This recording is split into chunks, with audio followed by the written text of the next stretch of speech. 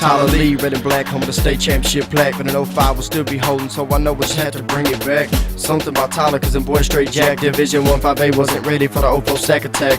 Boy, you should've stopped when they told you turn your head and call, but instead you played us and took a loss. I tried to tell them we were the Lone Star boss. I mean, why else would they take a delay a game on the coin toss? So quit delaying the game, boy, we've had enough. Matter of fact, either make the caller just hang up, cause you just ain't tough enough. Go ahead and call a bluff and see if we can't beat you in blindfolds and handcuffs. Why you standing there looking amazed with no clue? Y'all need to find another sport our drill team can take you.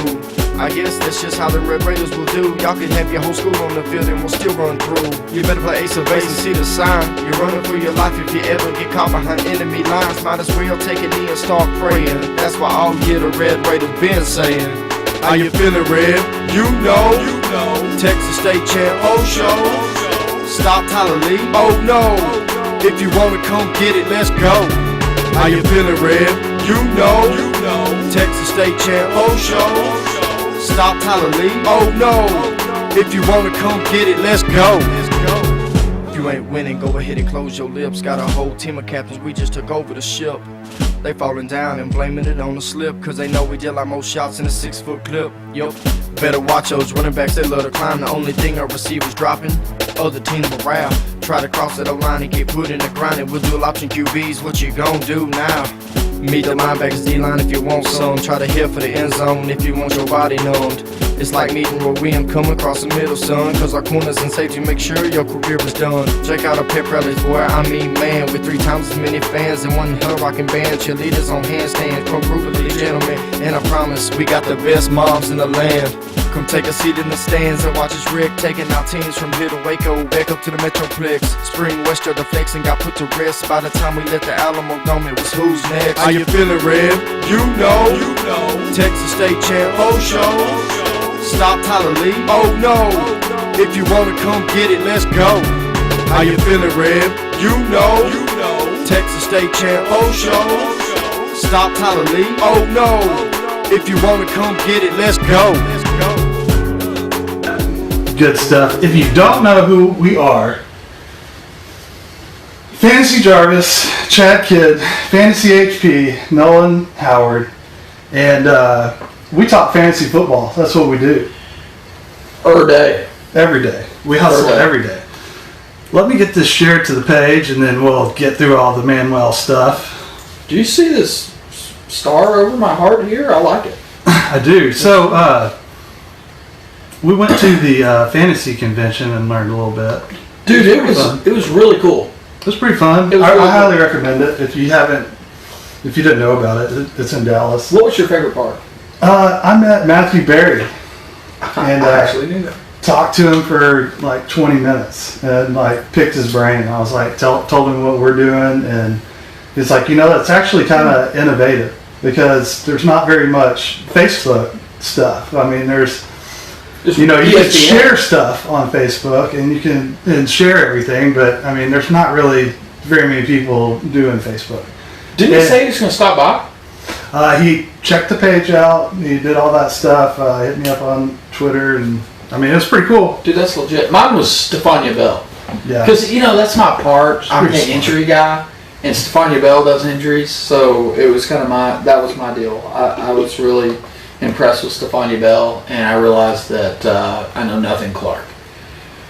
She's where I get all my info. So yeah, she's a very good resource there. She's like a physical therapist in real life and understands like how long it takes to recover from an ACL. I mean, not to be a pig, but I like women in fantasy. It's something Nothing different. wrong with that. Nothing wrong with that. It's something different. So let me get to what we're doing. Welcome back. Season 3. This is our 3rd year to do this. It's so exciting. I love it. Nolan loves it. We talk fantasy anyway, so might as well talk to you guys about it. Who we are. Started out just the idea to talk fantasy, and then developed into, hey, let's do it on a live stream or something. And started out with YouTube. It sucked. No, we started out with Soundwave or something like that. We're Audible. SoundCloud. And it was like, whoa, whoa, whoa, whoa, whoa, whoa, whoa, whoa. I mean, technical difficulty. So we had to teach ourselves. I had to teach myself how to do all this video crap, audio crap. I mean, I didn't know what all went into this. So I got myself a studio going on right now. And I mean, it's pretty legit in here. There's umbrella lights, ladies and gentlemen. I mean, I popped them like Mary Poppins. Umbrella lights. I mean, it was pretty awesome. Did you run around your house? It took me about 4.9 hours. Did you text me at 5 o'clock and said, I'm starting to set up? And I was like, okay.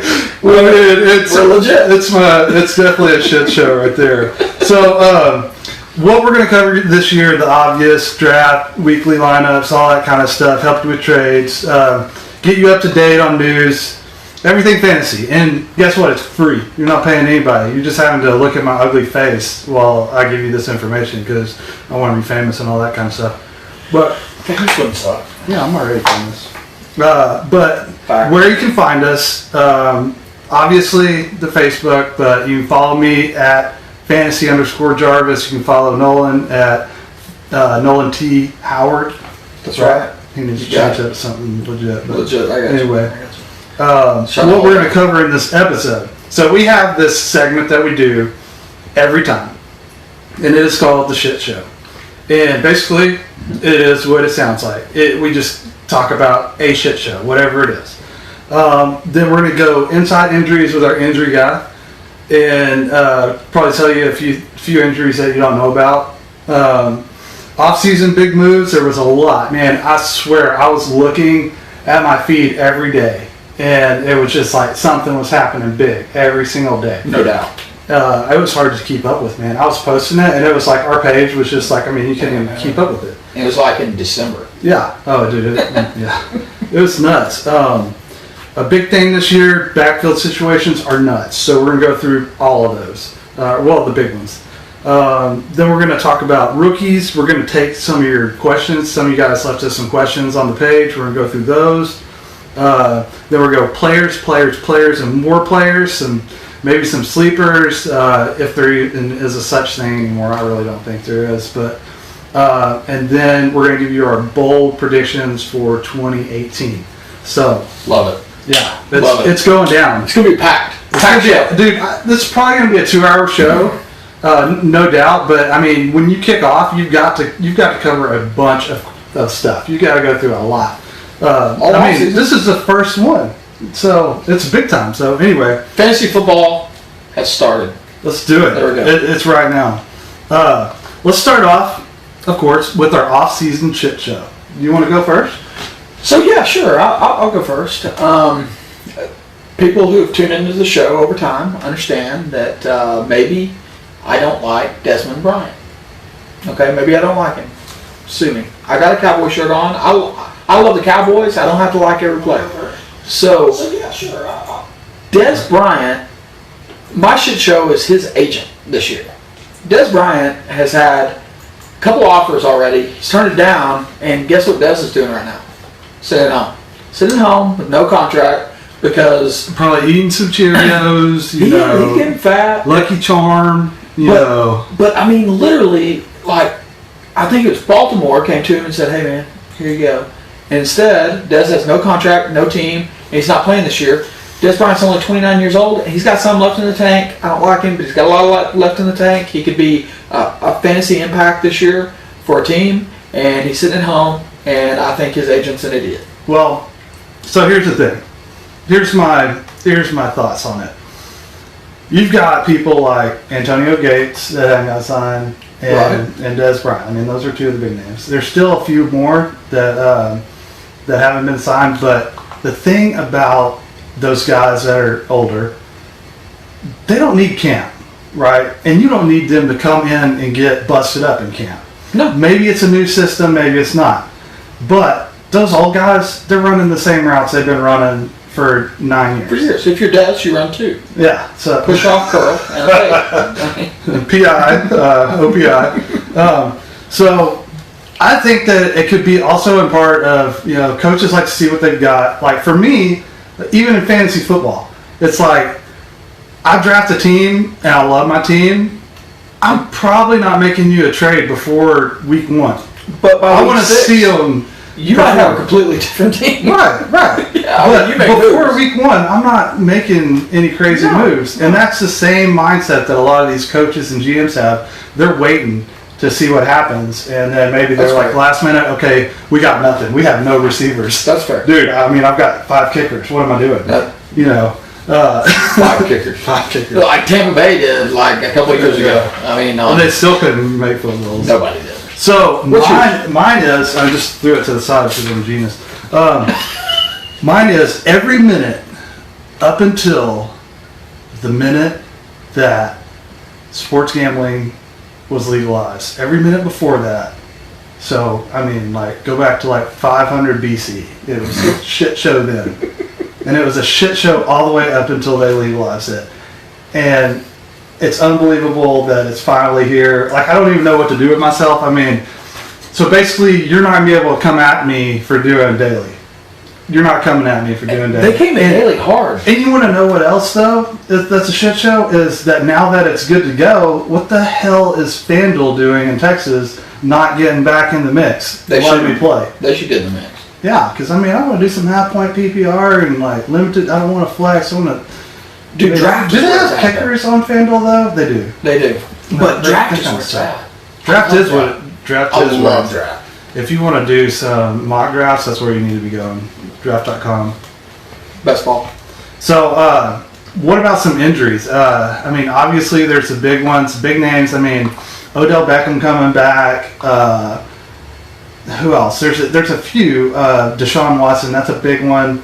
But tell me some of the big ones, and then tell me some of their status. I mean, obviously we go on forever about Andrew Luck. I mean, that's been. Well, I think that's going to be the longest one. But to go in, I started with, and it hurts my heart to say this, the Super Bowl champion Philadelphia Eagles.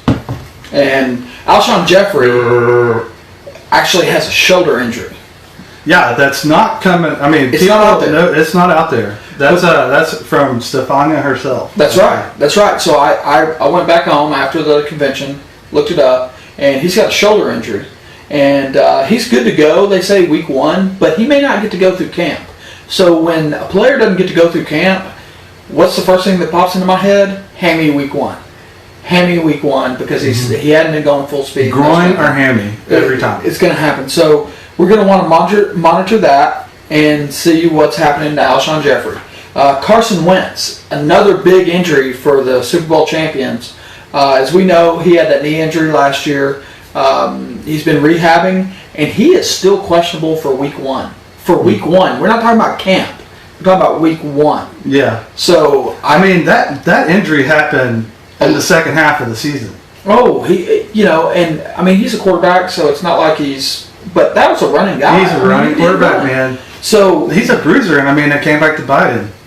Absolutely. So, but questionable for week 1. Obviously, the Super Bowl worked out with their backup, and maybe Nick Foles, the number 1 selling jersey in the NFL. Maybe they kept Nick Foles in the offseason and didn't deal him because they knew that maybe Carson Wentz was going to take a little longer than normal.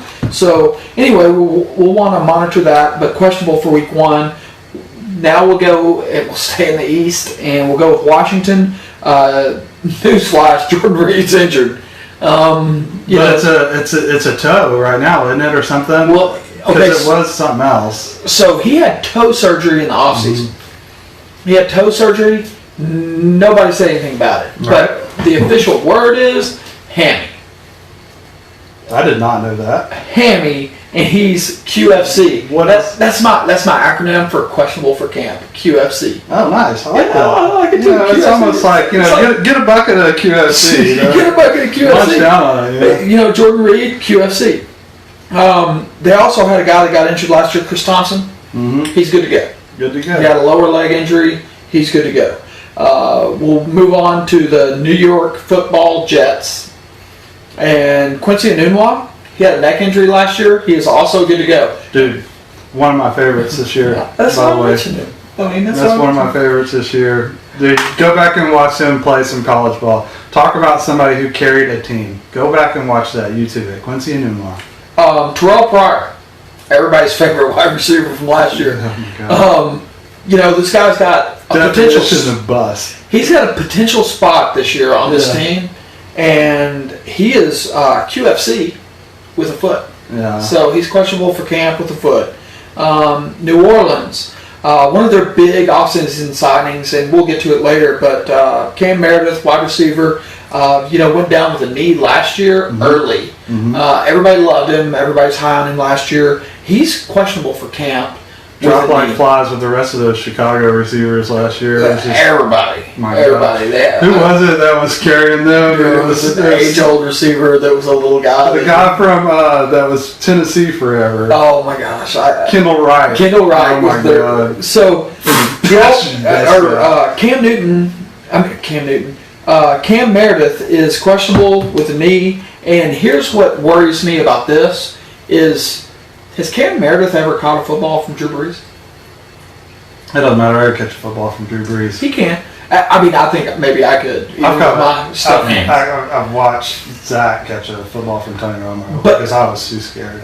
Dude, I've heard that story, and then Zach fired it back to him. It hit him right in the chest, and he just did one of these, hey, gave him the nod, and then Zach has been floating on that since that day. But you can ask him right now. He's like, man, I'm having a great day. Why is that? Because I caught a football from Tony Romo 4 years ago. Well, my deal is this: yes, obviously you can still catch a football. Cam Meredith is going to be able to catch a football, but there's this thing called chemistry, and it's not something you do in a test tube. Sometimes it's, man, I like that guy. Tony Romo with Jason Witten.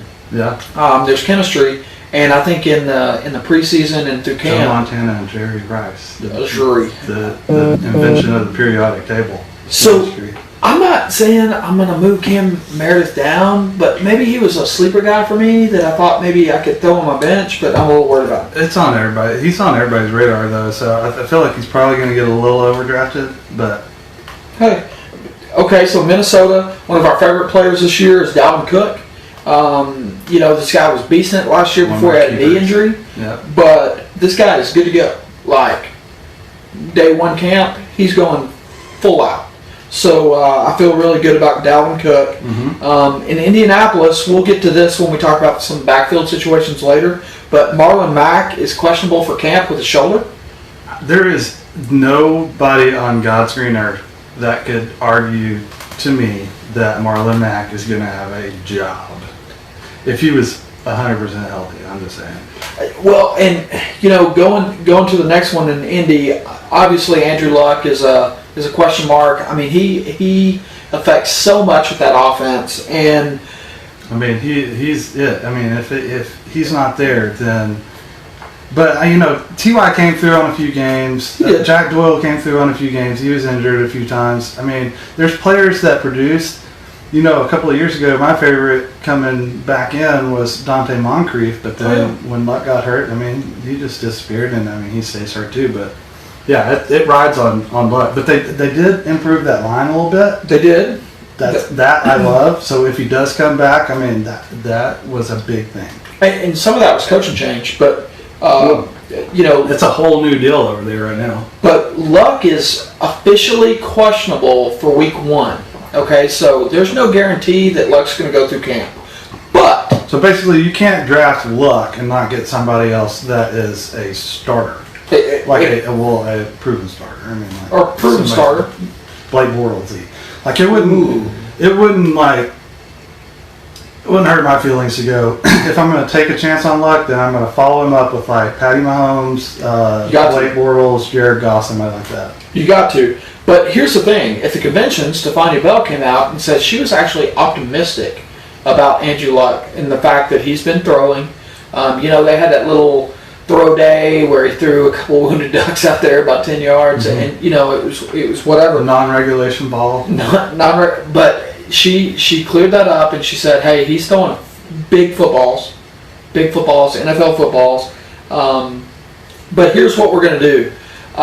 We're going to monitor Andrew Luck. We're going to see how he is in camp, and if he is throwing to his capabilities, he is a steal in a draft. Mm-hmm. Of course, it's going to take him a few weeks to get back. To normal. 2, maybe 3. But he's gonna be good, and that's also going to impact T.Y. Hilton's draft stock. Oh my gosh. He's going to go through the roof. It'll be a steal no matter if you get him in the third round. It's a steal. That guy's a top 10 wide receiver if luck is at 100%. Right. So, he was a top 25 last year without luck. So, we can go round and round about luck, but really camp's going to tell the tale. And if he plays a couple games in games, and that's the case for most of these guys. I mean, this is all pre-camp, but it's good to know that people coming into camp with injuries that you might not have known about, especially for people that draft their dynasty early or something like that, or have a commissioner that schedules their drafts like before preseason or something. That's dumb. Get out of that league immediately. Buffalo. Not a big deal. They lost a quarterback, and they're probably going to roll Nathan Peterman or something. My gosh. But Zay Jones is good to go with his knee. We'll go to Cincinnati, and another news flash, Tyler Eifert is hurt, and he's QFC, questionable for camp, with a back. So... what a sad story for that guy. He's got worlds of talent, but he just can't stay on the field. Green Bay, something that's kind of went under the radar here. Randall Cobb has been seen in a walking boot recently. He's out of the boot. Confirmed that today, actually. He's still... But he was in a boot up until today. So QFC with we'll call it a foot ankle injury. And he's about almost veteran guy. He's still young, but he's like, you think of it, he's been in the league for a little while, so, I mean, they're not going to push him out in camp. I mean... No, and Jordy's out, so this guy stands to get a lot more receptions, and, he may not be at camp. So we'll also monitor that. What about Aaron Rodgers? I mean, is he 100%? Like, that's kind of been under the radar. Actually, you know what? I saw him in that Pro-Am or that celebrity deal that Romo won. I saw him throw a football at that deal to some drunk guy on a boat. Beat it. It was about like a 40-yard bullet. He's fine. He's good. Deshaun Watson, also good to go with his knee injury. He is good to go for camp. So we love that. We're very high on Deshaun Watson. I'm gonna have words about that, actually. You're not high on him. I've given it a little bit of thought, and I like him. There might be some regression. Is that what you're telling me? Let's not call it that, because then he'll break his neck. If Nolan Howard calls it regression, he called it he's going to have regression. A week, 3 days later, he was hurt. I mean, regression. He was like, "That's regression." I'm like, that is best quarterback to zero. I mean, but no, man. What is surprising is that O'Brien, he controls players, and he didn't go after offensive linemen. He did not do anything to that, and that line is not good. So, I mean, that's one thing that scares me, but that's kind of pumped the brakes a little bit for me, because, I mean, he's going pretty high right now, ADP. He's going pretty high. Offensive line ranks, and I think we're going to talk about that a little bit when we talk about this running back situation in the league. But with this offensive line, there's two parts to that. There's the rushing part of it, and there's the passing part of it. Mm-hmm. Some offensive lines grade out in the top 10 in passing, but then maybe they're in the bottom half in rushing, and vice versa. So, we'll want to watch him. Odell Beckham, for all intents and purposes, he's good to go for camp as well. So the brakes a little bit on him too. Yeah, I really like him. By the way, Deshaun Watson's about a 45 ADP. So that's the injuries in the off season. Obviously, throughout the season, we try to update you. We update you on Twitter. We update you on Facebook. We update you. Some people have our cell phone numbers and text us questions. So. We'll update you throughout the season on injuries, mm-hmm. and just call me Stephania Bell. Yeah, I mean, he wears a dress on the weekend. I'm just telling you. Yeah. My wife wears pants. I mean, it's real. All right. So I appreciate the you always do really good about researching those injuries, and I don't stay on top of it very well. This is the stat guy and the injury guy, because I'm an eyeball guy. He's a stat guy. I'm a stat guy. I sit there and watch videotape. That's whatever they call it. I watch a lot of that. I actually get a pocket protector when I start studying stats, and I put it in there. Some thick glasses. And you read Excels to go to sleep at night instead of books? Absolutely. So, like I was saying, there's a ton of off-season moves that went down. So I'm gonna list off a few of them by team alphabetically because I'm organized. I'm gonna be organized. Why not? So Arizona, first off, Sammy B, Sam Bradford's going over there. It's better than a rook duck. Yeah, I mean, we'll see how long that lasts. They released both Browns. I mean, receiving is going to be a lot different. Larry Fitz is still there, hold it down. He's my boy. I mean, that's my favorite player in the NFL. What about Ricky Seals-Jones? Ricky Seals-Jones, I'm very high on, but apparently he got in some trouble, like trespassing, trying to take a piss at a hotel, and they tossed him out. Cops involved, like he could be in some trouble. So earmark that guy, or asterisk that guy. Going to Baltimore, Michael Crabtree goes over there. Actually, it's all new receivers over there for Bro Flacco. So I mean, there's not anybody that's still there. Is Bro Flacco any good? No. John Brown's over there, so he went from Arizona to over there. With Buffalo, this was kind of an end of the year deal, but a lot of people don't think about this because they're just thinking that it's going to be what's his name? Nathan Peterman? No, the rookie they drafted too. But oh my gosh, from Wyoming. I can't remember. But yeah, it doesn't matter. We're working. Yeah, it doesn't matter. Working on remembering a lot of these rooks. But AJ McCarron is actually there, so that could be interesting. I mean, not interesting, but I mean, it's just something that people aren't thinking about. Chicago, lots of things went down with Chicago. New OC. He's the former Oregon head coach. But Allen Robinson, Trey Burton, Taylor Gabriel, they drafted Anthony Miller, so that whole receiving core is kind of crazy. Something to watch. Josh Allen is his name. Okay, there we go. Gotcha. So Cleveland and Jared Tomlinson, we had some questions on Facebook, like I said. He was asking about Jarvis Landry and how we felt about it, what it's going to be like, and if Cleveland is going to be the truth. Carlos Zavala on here said they're making the playoffs. I think if they're going to make the playoffs, this is the first year they're going to make the playoffs. I really do. I mean, they've got tons of pieces, and they quit. This is the thing. You take away the play calling from Hugh Jackson, and you give it to Todd Haley, and it could be a miracle thing. Like, that makes me like him a lot more. As far as Landry goes, I like him a lot. I mean, there was trashy quarterback play at Miami, so it really doesn't matter for him. There's a few mouths, but I mean, it's like, is Corey Coleman going to take targets? No. I mean, he's a totally different receiver. And but you can have Josh Gordon. He's a reception guy. Yeah, you got Josh Gordon, but Landry is a reception guy, so he's going to get a ton of catches. He's actually got the most in first 4 years in the NFL right now, I think, something like that. I like him. He's kind of getting overdrafted for me, but I still like him. I mean, you like Josh Gordon over him? Yes, I do. And I mean, that's very optimistic, but I think that Josh Gordon's going to have a year. So, I mean, he looked too ridiculous. So, what's some fringe wide receivers that you're going to take over Jarvis? Oh, man. A lot. Would you take Marvin Jones over him? Yep. So would I. No, I mean, I love Marvin Jones. We'll get into all the players here in a little bit. Dallas. Big changes. Glenn asked about Dez. We talked a lot about Dez. They released Dez, and we got Allen Hurns. Sweet.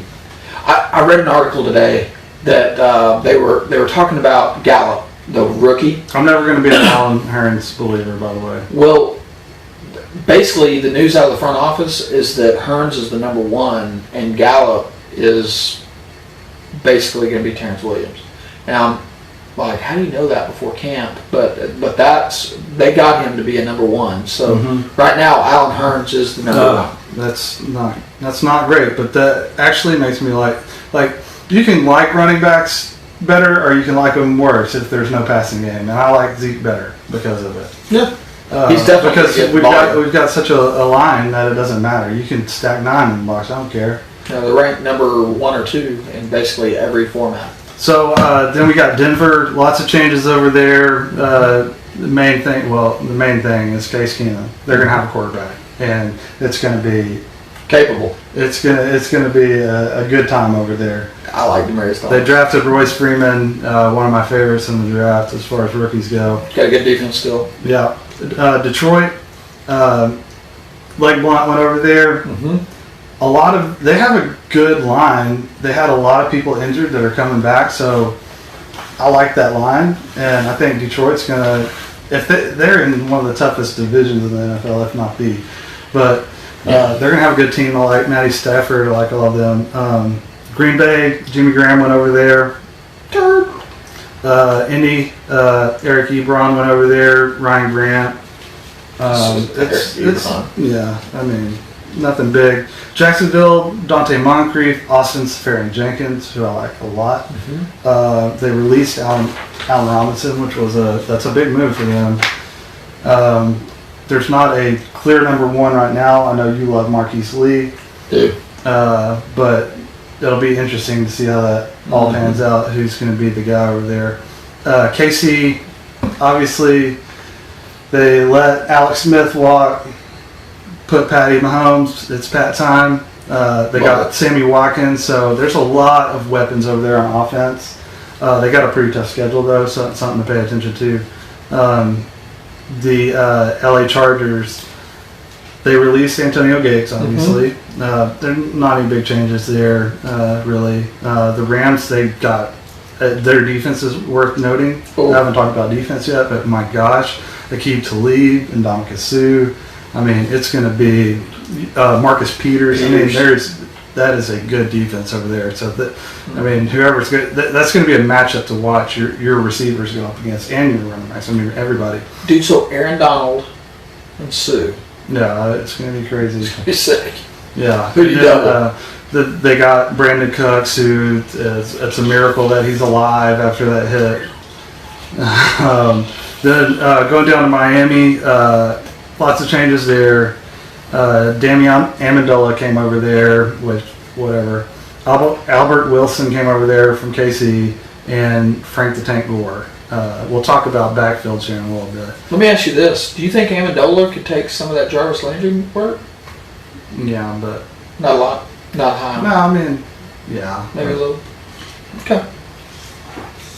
I'm not a Damian Amendola guy.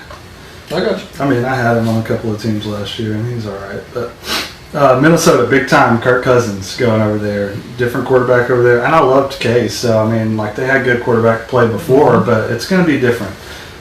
They've got a really good team. I think they're going pretty deep again. I think so, too. New England, Jordan Matthews comes over there. They released Danny Amendola, as we said. New Orleans gets Cameron Meredith. We touched on that. They also get Ben Watson back, which I think that you should pay attention to because he was pretty good 2 years ago when he was over there, and then he got hurt at Baltimore and didn't even really see the light of day. So, I mean, I don't know. He's kind of old-timer, but something interesting. Drew Brees likes him. The New York Giants, they draft Saquon, big time. Huge. They got Nate Soldier over there, which is just a barely upgrade for that one, but I don't know. Yeah, he's kind of getting It's the same team as it was last year, but everybody was beat down last year. So the Jets, they got Isaiah Crowell, who I actually like because the Jets run the ball. You heard it just now. If anybody knows me, they know I hate Isaiah Crowell. So that was like going to an AA meeting just now and admitting I have a problem. Hello, my name's Chad. Yeah, so you heard me say it, Isaiah. Thomas Rawls is also over there. So sweet. I mean, who knows? Big season. You mentioned Terrell Pryor, Clive Walford. I mean, there's nothing crazy over there. Oakland, Jordy Nelson goes over there, who I do like. I like him a lot. Dougie Fresh Martin.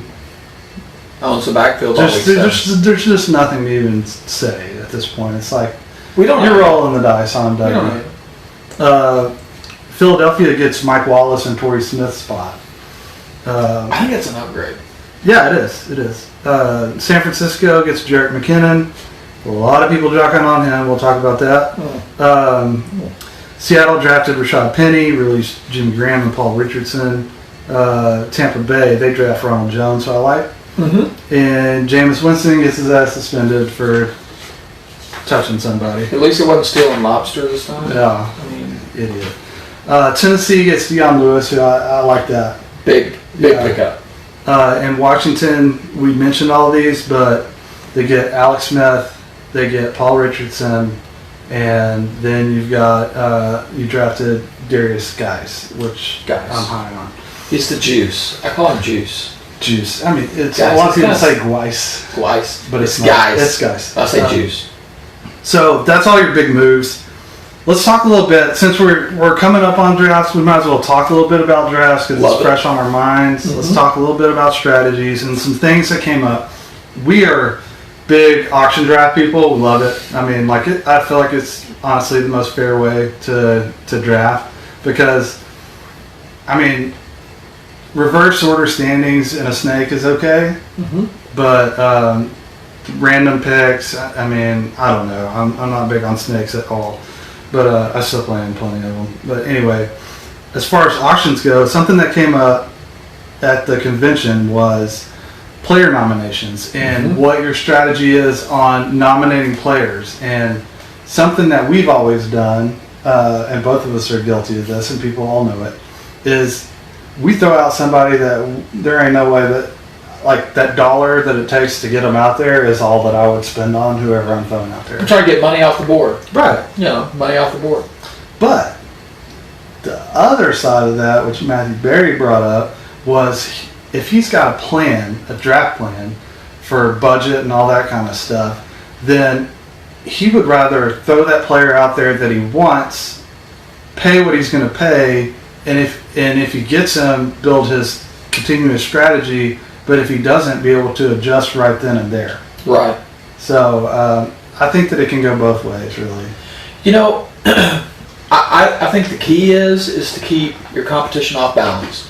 What I don't want is for me to throw out a player that you know that I like. Well, you're going to know that I like them, but that my league doesn't know that I like, so that they have the capability to bid me up, a la Keenan Allen last year. Brandon Downs bidding both of us up. It didn't matter who we threw out there. But I think you got to keep them off balance. But I really like what Barry said, because I have got to the end of an auction draft before and waited on this player and threw him out and didn't have the cash to compete on him and lost him, and then was like, now what? Oh no, what do I do? Yeah. All the wide receiver ones are gone. I waited and we finally threw out, Julio Jones, and now I didn't get Julio.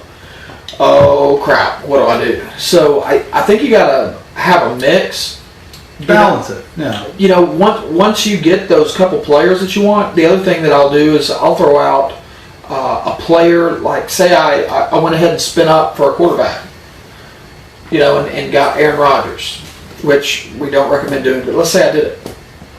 I'm going to throw out Tom Brady. I'm going to throw out Russell Wilson because I know I can get money off the board with them, and I don't. And you're already secure. I'm already secure. So I'll do some stuff like that. But I think the main thing is keep your competition off balance.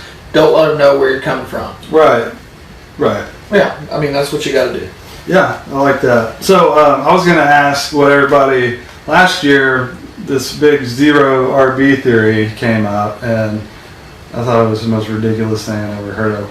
So there's people that think that they're geniuses that did that, and they got like Alvin Kamara and Dal Cook or whoever, I mean. A little squirrely. It's squirrely, but this year it could be the same thing, but I'm not. There's absolutely no way that I'm not drafting a top tier running back in round one or spending up on one of the big guys. You have to. Like, I feel like if you don't get pick, you get pick 10, 11, 12, you might be in trouble. You've got to get Dalvin Cook if you're in that position. Sure.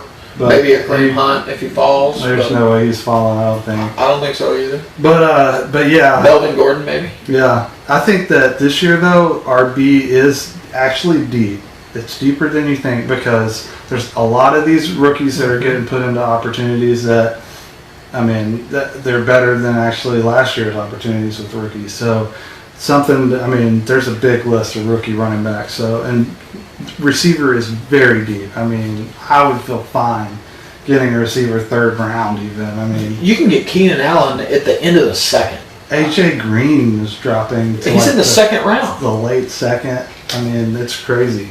So, anyway, there's plenty of theories out there on how to do things and strategies. Find your own, but be careful on some of that.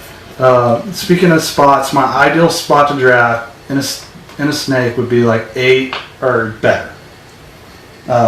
Like I was saying, I mean, you get like 10, 11, you're in trouble a little bit. Something that we do for practice, and I don't know how many of you also do this, is best ball drafts. I mean, it's starting to be a huge thing. I played in a lot on MFL last year, but draft.com has the best ball drafts I think I've ever done. And it really is. If you don't know what best ball is we draft a team. Everybody's trying because it's money. I mean, it's like maybe a dollar, whatever you want to pay.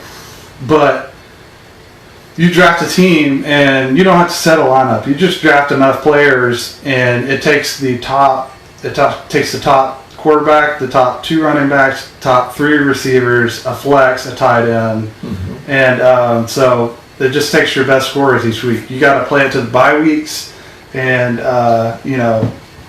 it's a pretty legit way to practice. Sure, and my thing is I might draft a little bit different in a best ball than I would in a regular. Because you want some upside, but it gives you an idea. Hey, where is Melvin Gordon going to fall? Mm-hmm. I mean, what? And there's money on the line. That's the thing. Is like the top 36 probably is almost like your actual snake draft. That's right, and it's huge. But people like Ted Ginn Jr. are best ball gold. Oh, sure. So you want some upside players, stuff like that.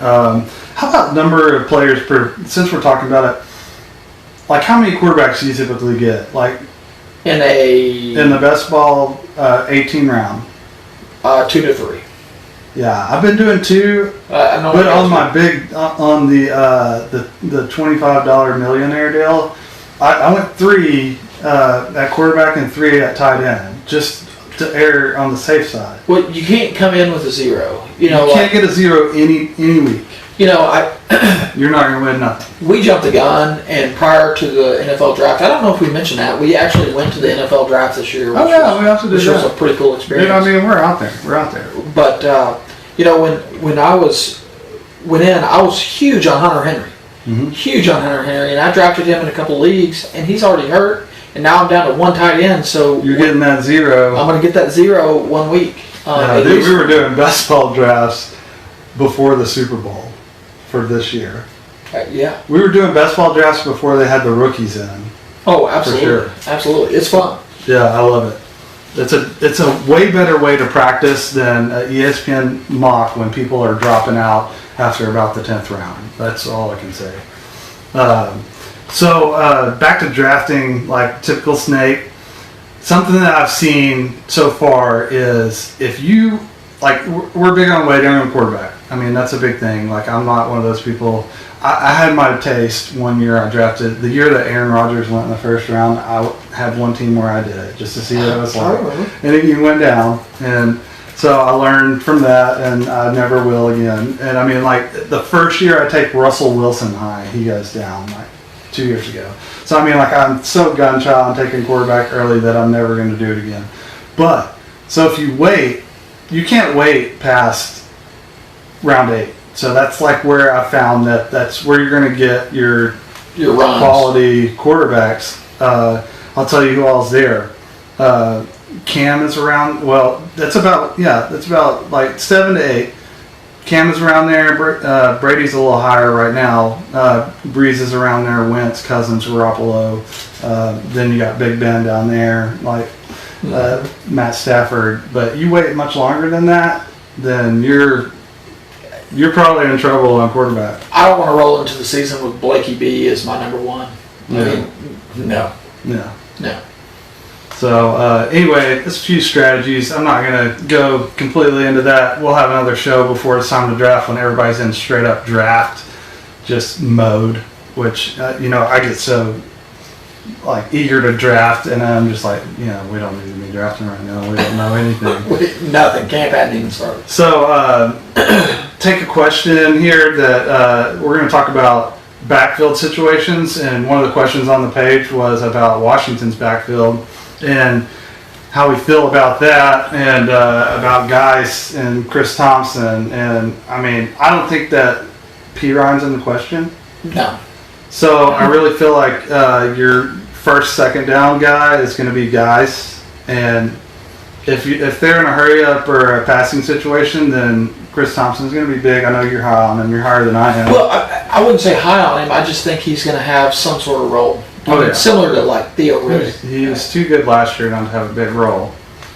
But I think Geis is a 3-down talent. I love Geis. I think he's a 3-down talent. I think he's the truth.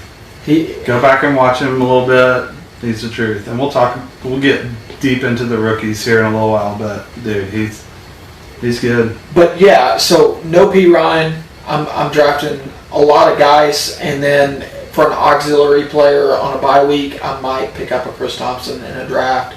But I'm not going, man, I gotta get Chris Thompson. Dude, there were so many weeks last year where I was like, I mean, I need to throw him out here. I mean, he's done it 2 weeks in a row. Natalie drafted It's him. like, oh my gosh, he's done it 3 weeks in a row. I need to throw him out here. And then it's like, okay, I'm throwing him out here. And it's like, oh, he goes down. Well, but he did it for a lot of weeks in a row. He did. A lot of weeks in a row. And Natalie drafted him and told me he's a beast. And I was like, you've lost your mind. Yeah. And it worked out for her. Another one that he wanted to talk about was Green Bay, which is a golden question. Everybody's stressing that. For a while, a couple of maybe 3 weeks ago, it was a situation that I didn't want anything to do with. But then when we went to this deal and we kind of talked around to some of the experts and stuff, everybody for one is saying don't draft Jamal Williams for anything. For anything. Don't draft him for anything in the world. And we're going to give you that same advice. Stay away from him. We'll take the heat if he goes off for some reason, if he's the guy for some reason. But he's vanilla. He's a vanilla running back. He doesn't have any skill whatsoever. I don't think so either. And Aaron Jones is our favorite, but he's also coming out suspended for 2 games, I think. Mm-hmm. So that's kind of a big deal. And then you've got Ty Montgomery that's still there. So here's my thing. I want Aaron Jones out of all of them. He's the best talent. Let me say this. I think he and Ty Montgomery are very similar in talent. Ty Montgomery can't stay on the field. Little slider build. No Jamal Williams. And I think maybe we need to monitor this Randall Cobb situation because out of the gate, there could be some Jamal Williams for the first 4 weeks. And Ty Montgomery might slip over there into that slot position and play a little receiver in lieu of the injury to Randall Cobb. So I think it's something we're going to need to watch some formations in camp, and then kind of see how it goes. But Aaron Jones, week 5, I'm rolling him. I'm in right now. Yeah. I mean, I'm big on him, and you can get him really late, and I think that's going to continue to be that way. Mm-hmm. Another situation, Seattle. They've got Rashad Penny there, who's I think is going to be the guy. But they've also got Chris Carson, and don't forget about Mike Davis. I mean, Chris Carson had himself a pretty good year while he was out there. Procise played they well. had CJ Procise. I mean, they didn't do anything that line. I mean, Nothing. They won't help Russell at all. No, they're just. In fact, they took weapons away. They're throwing him to the wolves. Sweet. Doug Baldwin or bust. Yeah. So I don't mind rolling the dice. I definitely would take a chance on Chris Carson. But I would prefer to have Penny first. I don't think they drafted him not to play him. Yeah. How is Penny built? Dude, he's like Fournette. He's a big guy. He's big.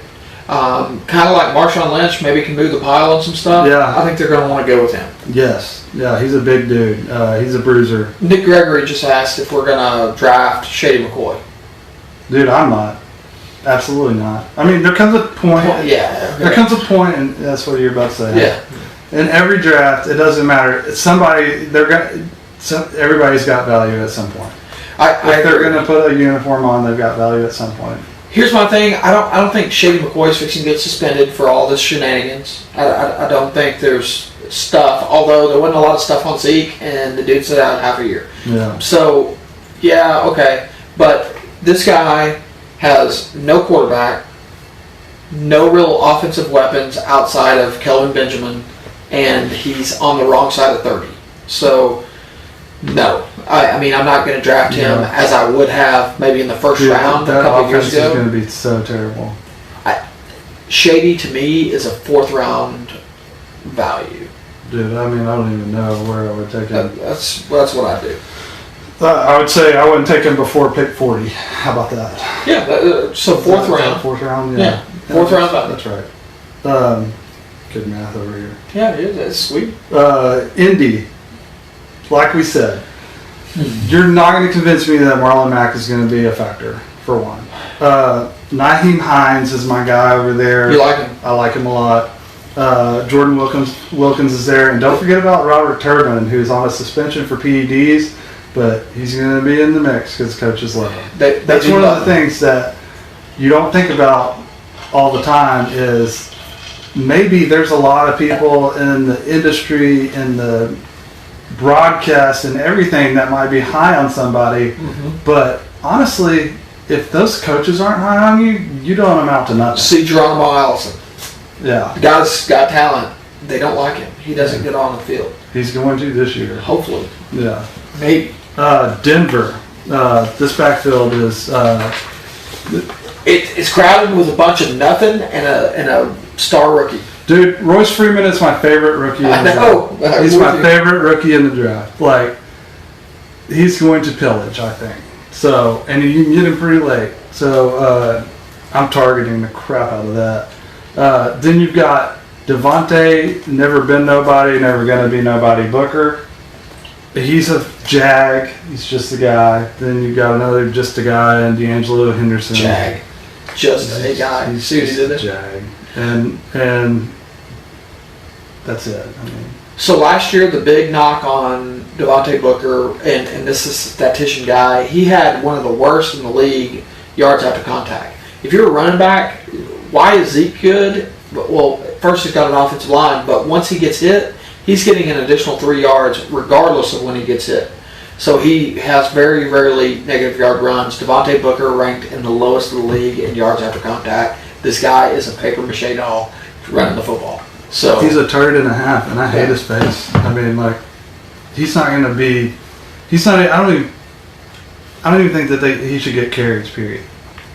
But I mean, he's going to. He's like everybody. Like we said with Shady, he's going to have a value at some point. But he'll be the backup. How about that? He'll be the handcuff. New England. My God, it's always a nightmare over there. It is. There's never. I mean, everybody's crazy about Sonny, Michelle. I mean, you know, he looks good, but it's like I feel like you can't. You have to give Rex Burkhead plenty of opportunity. I think that he's going to be the inside the 20 guy.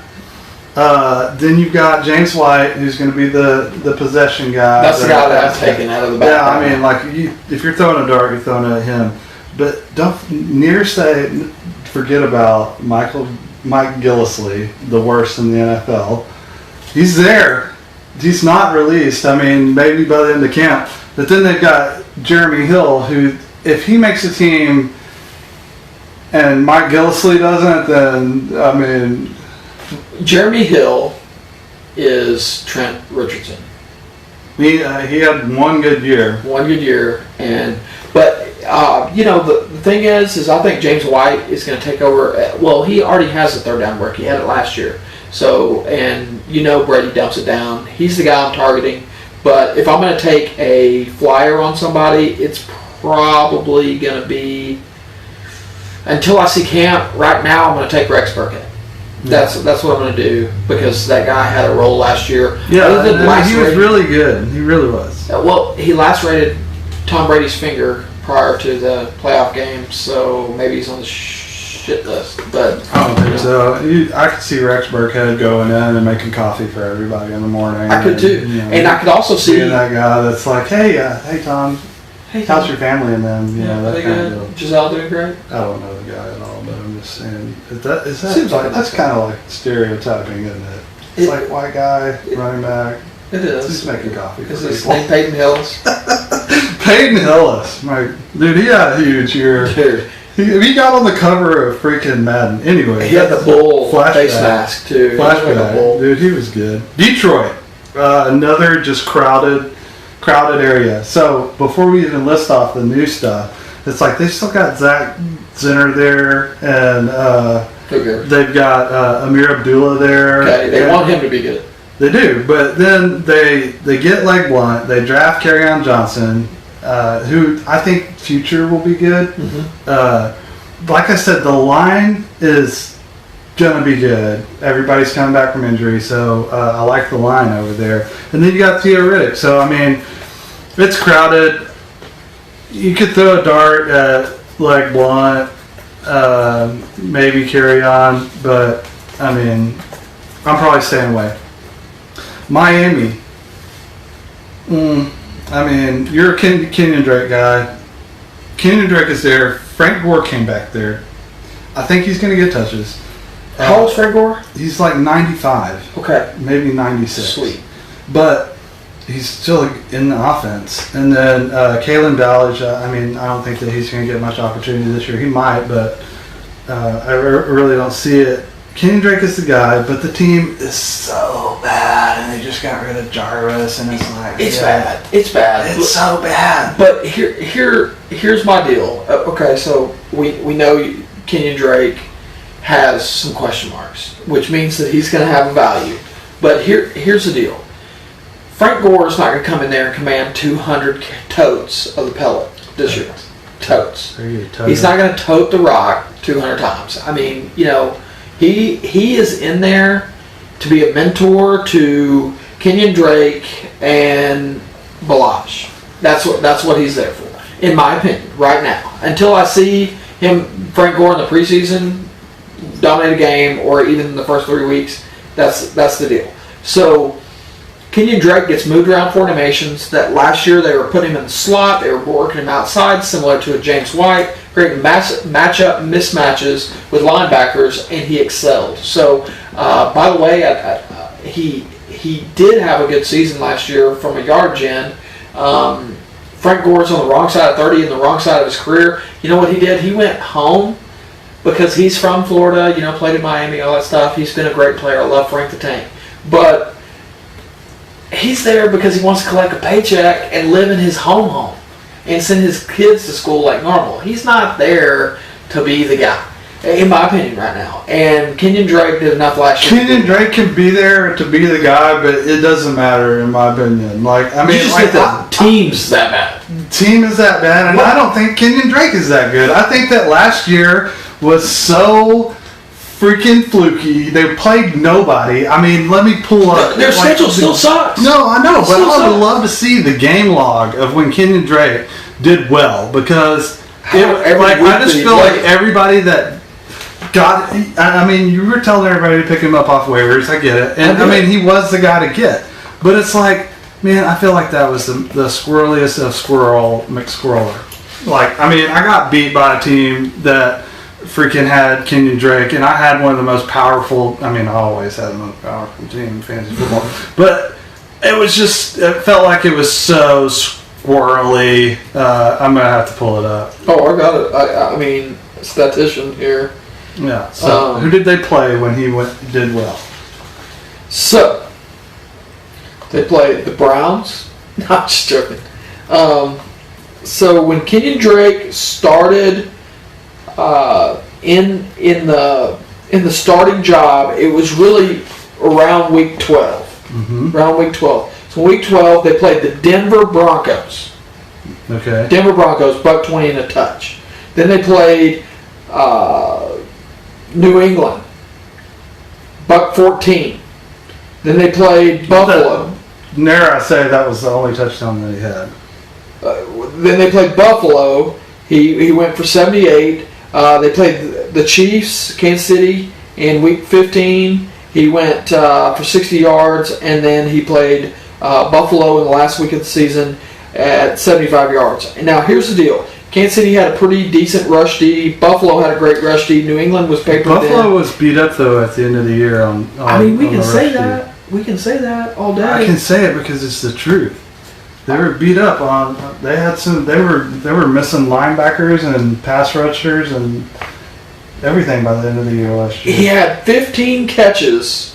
15 catches during that time period for like 200 yards. This is why we do this. Is because we like to argue about players too. But all I'm saying on Kenyon Drake this year is if he's going to do it, if he's going to do it, he's going to do it on your team. Okay, that's fair. He's not going to do it on my team. I like K Drake. I got a man crush. So there we go. That'll be our. Let's see what happens.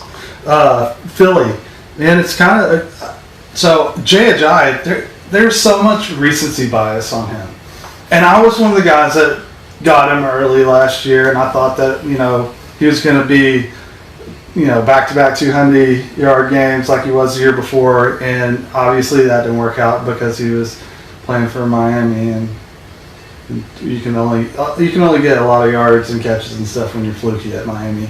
But so it goes over to Philly, and they didn't know how to use him yet. They were just kind of getting the deal together. They still had Leggy Blunt hauling everything. Corey Clement was kind of emerging. It's different this year. They know what they've got. They're gonna give him a lot of carries. Mm-hmm. And then I love Corey Clement. He is one of my favorites. I think that it could be a breakout year for Corey Clement. But my problem is Darren Sproles is still lingering there. So Corey Clement and Darren Sproles are pretty much the same guy. I think there's way more upside, obviously, in Clement. He potentially could be one of the biggest sleepers in the draft. Everybody saw him in the postseason. He's got some. I think he ran a couple of routes that would put some great receivers to shame, and red zone targets, not rushes, but like targets. So J.A.R.V.I.S, you feel like has the first and second down work? He's going to get 16 a game, I think. 16 carries a game. How many 200-yard rushing games has he had in the season? Or in his career, rather? He had 2 back-to-back. 2 back-to-back. And Miami still booted him out because they love Kenyon Drake. I just want to say that. Okay. I was wondering where you were going with that because I was like, Miami's made good decisions at managing a team since Dan Marino? Dude, yeah. That was probably the last time that they were worth a damn. Not even lying. They play New England tough every year. Whatever. About it. You can't be making excuses like that. We talked about Cleveland a little bit, but we didn't talk about the backfield. So, what I don't understand is you go get Carlos Hyde, then you spend a very high draft pick on Nick Chubb. And you have Duke Johnson, and you release Isaiah Crowell, obviously, to get Hyde in there. I mean, if I'm staying away from this backfield personally. If I'm getting somebody, it's probably Chubb, but I'm staying away from it personally. Dude, you like Duke Johnson. Last year, I was a Duke Johnson guy. I was a believer last year, but this year, I'm not. I'm off of him. You can't convince me to draft Dookie this year. Well, okay, so I'm not high on Duke Johnson. He's just the guy that I take right now because he has a role. Well, we think he has a role. We don't know yet. We haven't seen him play. But Chubb and Hyde, in my opinion, are competing for the same deal. Mm-hmm. Can Chubb be a 3-down back? Yes. Carlos Hyde demonstrated he could catch the ball last year. He could be a 3-down back. But they're gonna keep. Nick Gregory traded a job for Seashells. Yeah, but they're going to keep him, Duke Johnson in some sort of role, and I'm okay with 5 catches for 40 yards. Where I'm going to get him, all he does is score 10 a week. I mean, that's all he does is score 10 a week. So, yeah, I mean he does, and he was really pretty good last year. And Tyrod Taylor dumps it down. I was all over him last year, but it's just like I don't know, man. I don't know this year. I just don't know. I'm with you. All right, let's dive this is going to be the conversation that goes on for a while. We're going to straight up give you everything we've got on players right now that we love, that we hate. We've been kind of going through that. I mean, that's kind of what happens every show. You get into players, but we're like specifically going to get into it right now. So let's talk about rookies first. I told you guys we were going to get deep into the rookies. You can't lead a rookie conversation without talking about Saquon. He's the best one. He is. And I think that, yeah, I mean, he's going like around pick 8, 9, something like that. So it's a lot like a Zeke Elliott the first year Zeke was there. It's going to be one of those things that you're putting some blind faith in, but he's good enough to be able to, I think, to go in the first round. In my opinion, I think he's fine to go in the first round. The offense, I hate the O-line. I do. I hate it. Okay, so... And I hate Eli's face. But I think there's some talents in the NFL that can overcome some offensive line troubles. I think David Johnson's one of them. It's not like the Arizona Cardinals have a great offensive line, but they can overcome those kind of troubles. I think Saquon Barkley's that talent. Mm-hmm. I think he's going to catch the ball out of the backfield, mainly because I don't believe that Eli can throw it out of the shadow. And I think, well, and I think he's the Saquon Barkley. Okay, I'm just going to say it. They're copying the Cowboys. They're copying the Cowboys. New York Giants want to be the Cowboys. They do. Okay. So they drafted their first round guy. They drafted their Zeke Elliott, and I think they're going to give him the volume to be there. And yeah, well, there's nobody else there, nor has there been. I mean, no. I mean, it's been awful since since Ahmad Bradshaw. And Ahmad Bradshaw wasn't that great, and they had Brandon Jacobs back in the day. I mean, it's like Tiki Barber. I mean, it really hasn't been very. It's like Detroit they hadn't had anybody since Barry Sanders, basically. Well, absolutely, but they had, what was that guy that got KO'd that we were high on that one? J.A.R.V.I.S. Best. J.A.R.V.I.S. Yes. We were like, draft J.A.R.V.I.S. I'm trading you for J.A.R.V.I.S. I mean, this was before we were doing anything like this, and we were just every day we'd be talking about J.A.R.V.I.S. He played well, and he did. He came out the gate hot, and we were just like, told you, to all of our buddies and stuff, and then it's like, everybody buys in, and then just KO, dude, like Kurt Warner retirement KO. But here's the thing: talent always doesn't turn over into fantasy production. It doesn't always do that. But I mean, literally, Saquon Barkley is the best talent to come out since Julio Jones, and Julio Jones is a freak athlete. Saquon Barkley is a freak athlete, and he's not better than Zeke, though. I mean, yeah. No, he's not. But athletically, he is. So Darius Guice, we touched a little bit on him. I wish I could put a heart up here. I mean, Fat Rob is still on the team, but not for long. We forgot to mention him. Fat Rob Kelly, didn't I? No. So moving on to my favorite in the entire draft rookie, Royce Freeman. Okay. I'm going to try to get him on every single team that I have, by the way. Middle note, got it. He reminds me a little bit of C.J. Spiller when C.J. Spiller was good.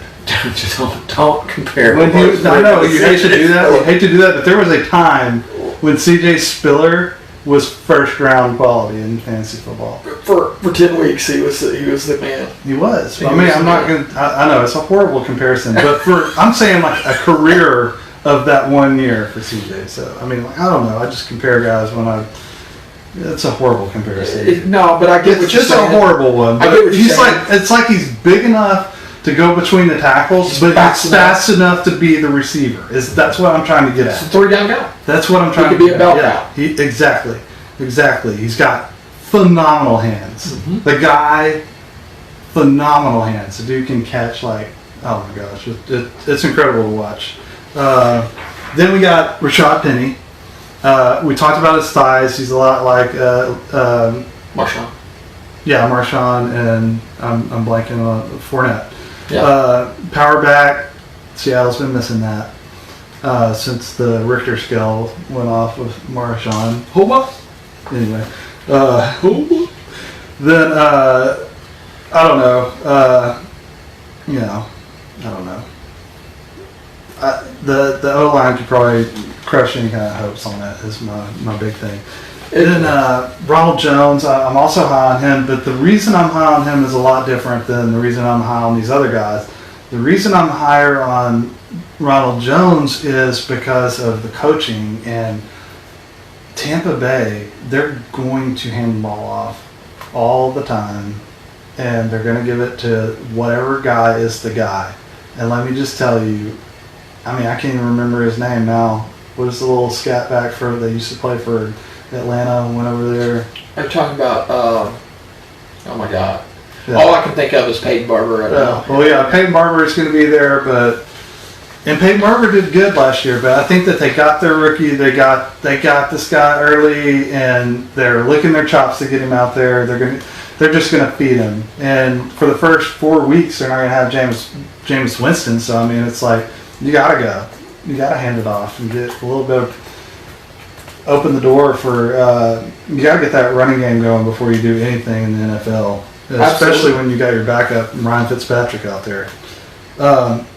So we talked about that. That's like the main rookie running backs. There's a few more, but then you've got receivers, and my favorite receiver rookie is Anthony Miller. I think that this kid, talent for days. Fast. Really? He's a FUBU guy. He's a fast guy. He's a FUBU guy. He's a FUBU guy, and you know how squirrely that guy is. That's what he does. But he always drafts everybody 2 or 3 years early too.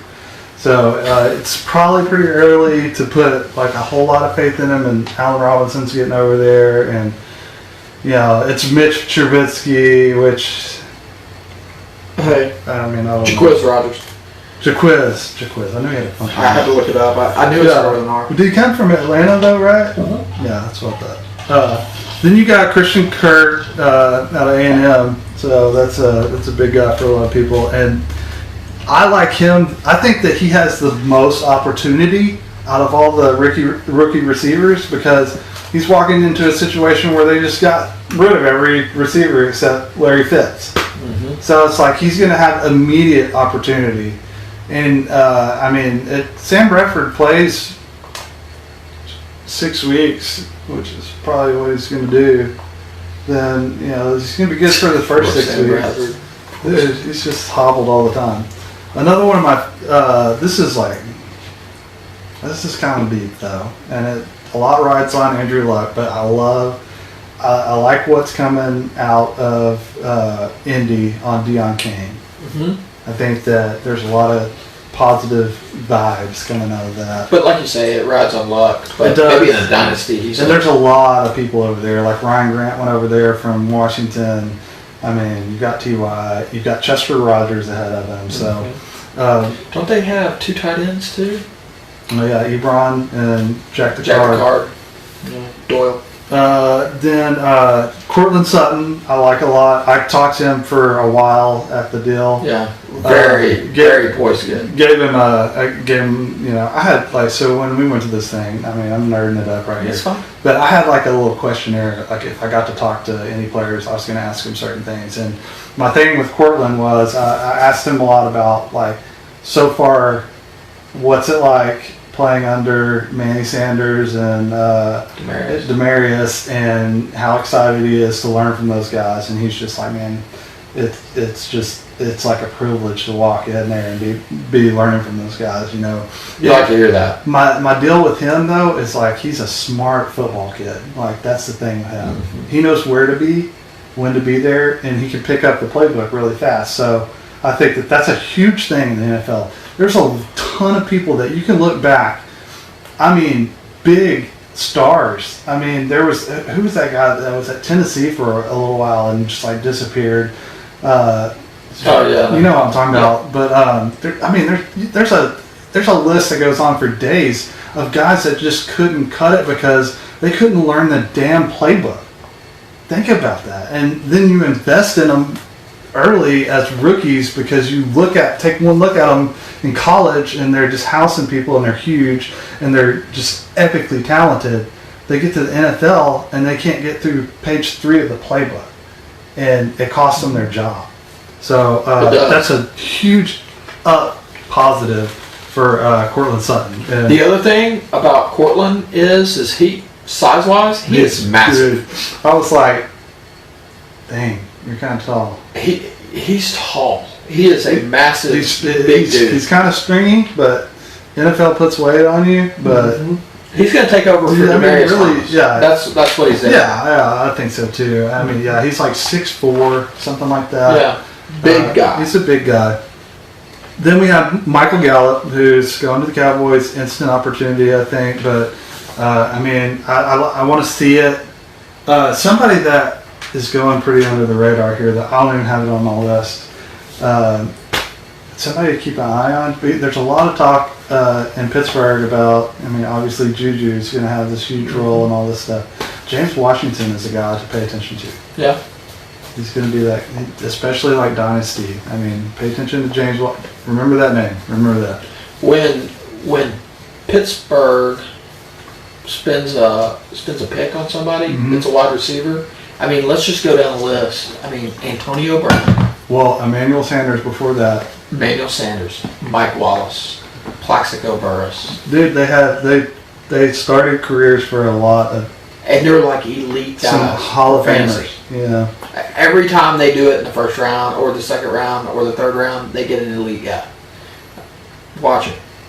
So we talked rookies. Let's talk about everyday players. Okay. Let's talk about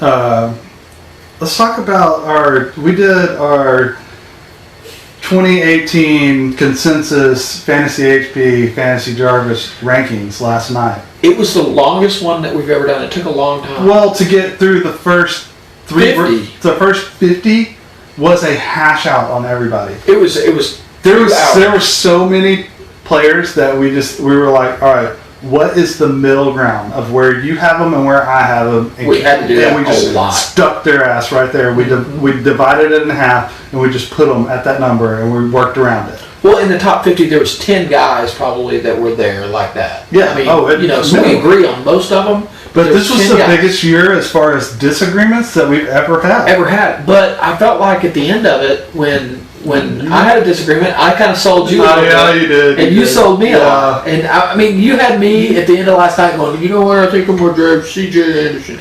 I hate C.J. Anderson. If I could tie concrete to his feet and push him on the lake, I'm in. But that was kind of the deal that we were doing. What I sold you on was how trashy McCaffrey is. You sold me on. I'm not as high on McCaffrey, and I'm higher on Melvin Gordon. Okay, well we'll get to Melvin Gordon because that's going to be our big one. But we have Ezekiel Elliott number 1. Number 1 overall. Let me just tell you, why do we have him number 1? Our offensive line is the second best in the NFL, arguably the best. We just drafted another great player. I mean, it looks good. Passing game may be weak, but in this case, like I said earlier, with that offensive line, it's actually a positive in my eyes on this one. Guaranteed touches. I mean, the offense is going to go through Zeke every single down, and he's going to produce. I mean, a la DeMarco Murray when he had that year that he just touched it like freaking every play. Yep. Then another big name, and this isn't the next player, but another big name that's a good discussion piece because it's the same situation. You have Sam Bradford as your quarterback. Right.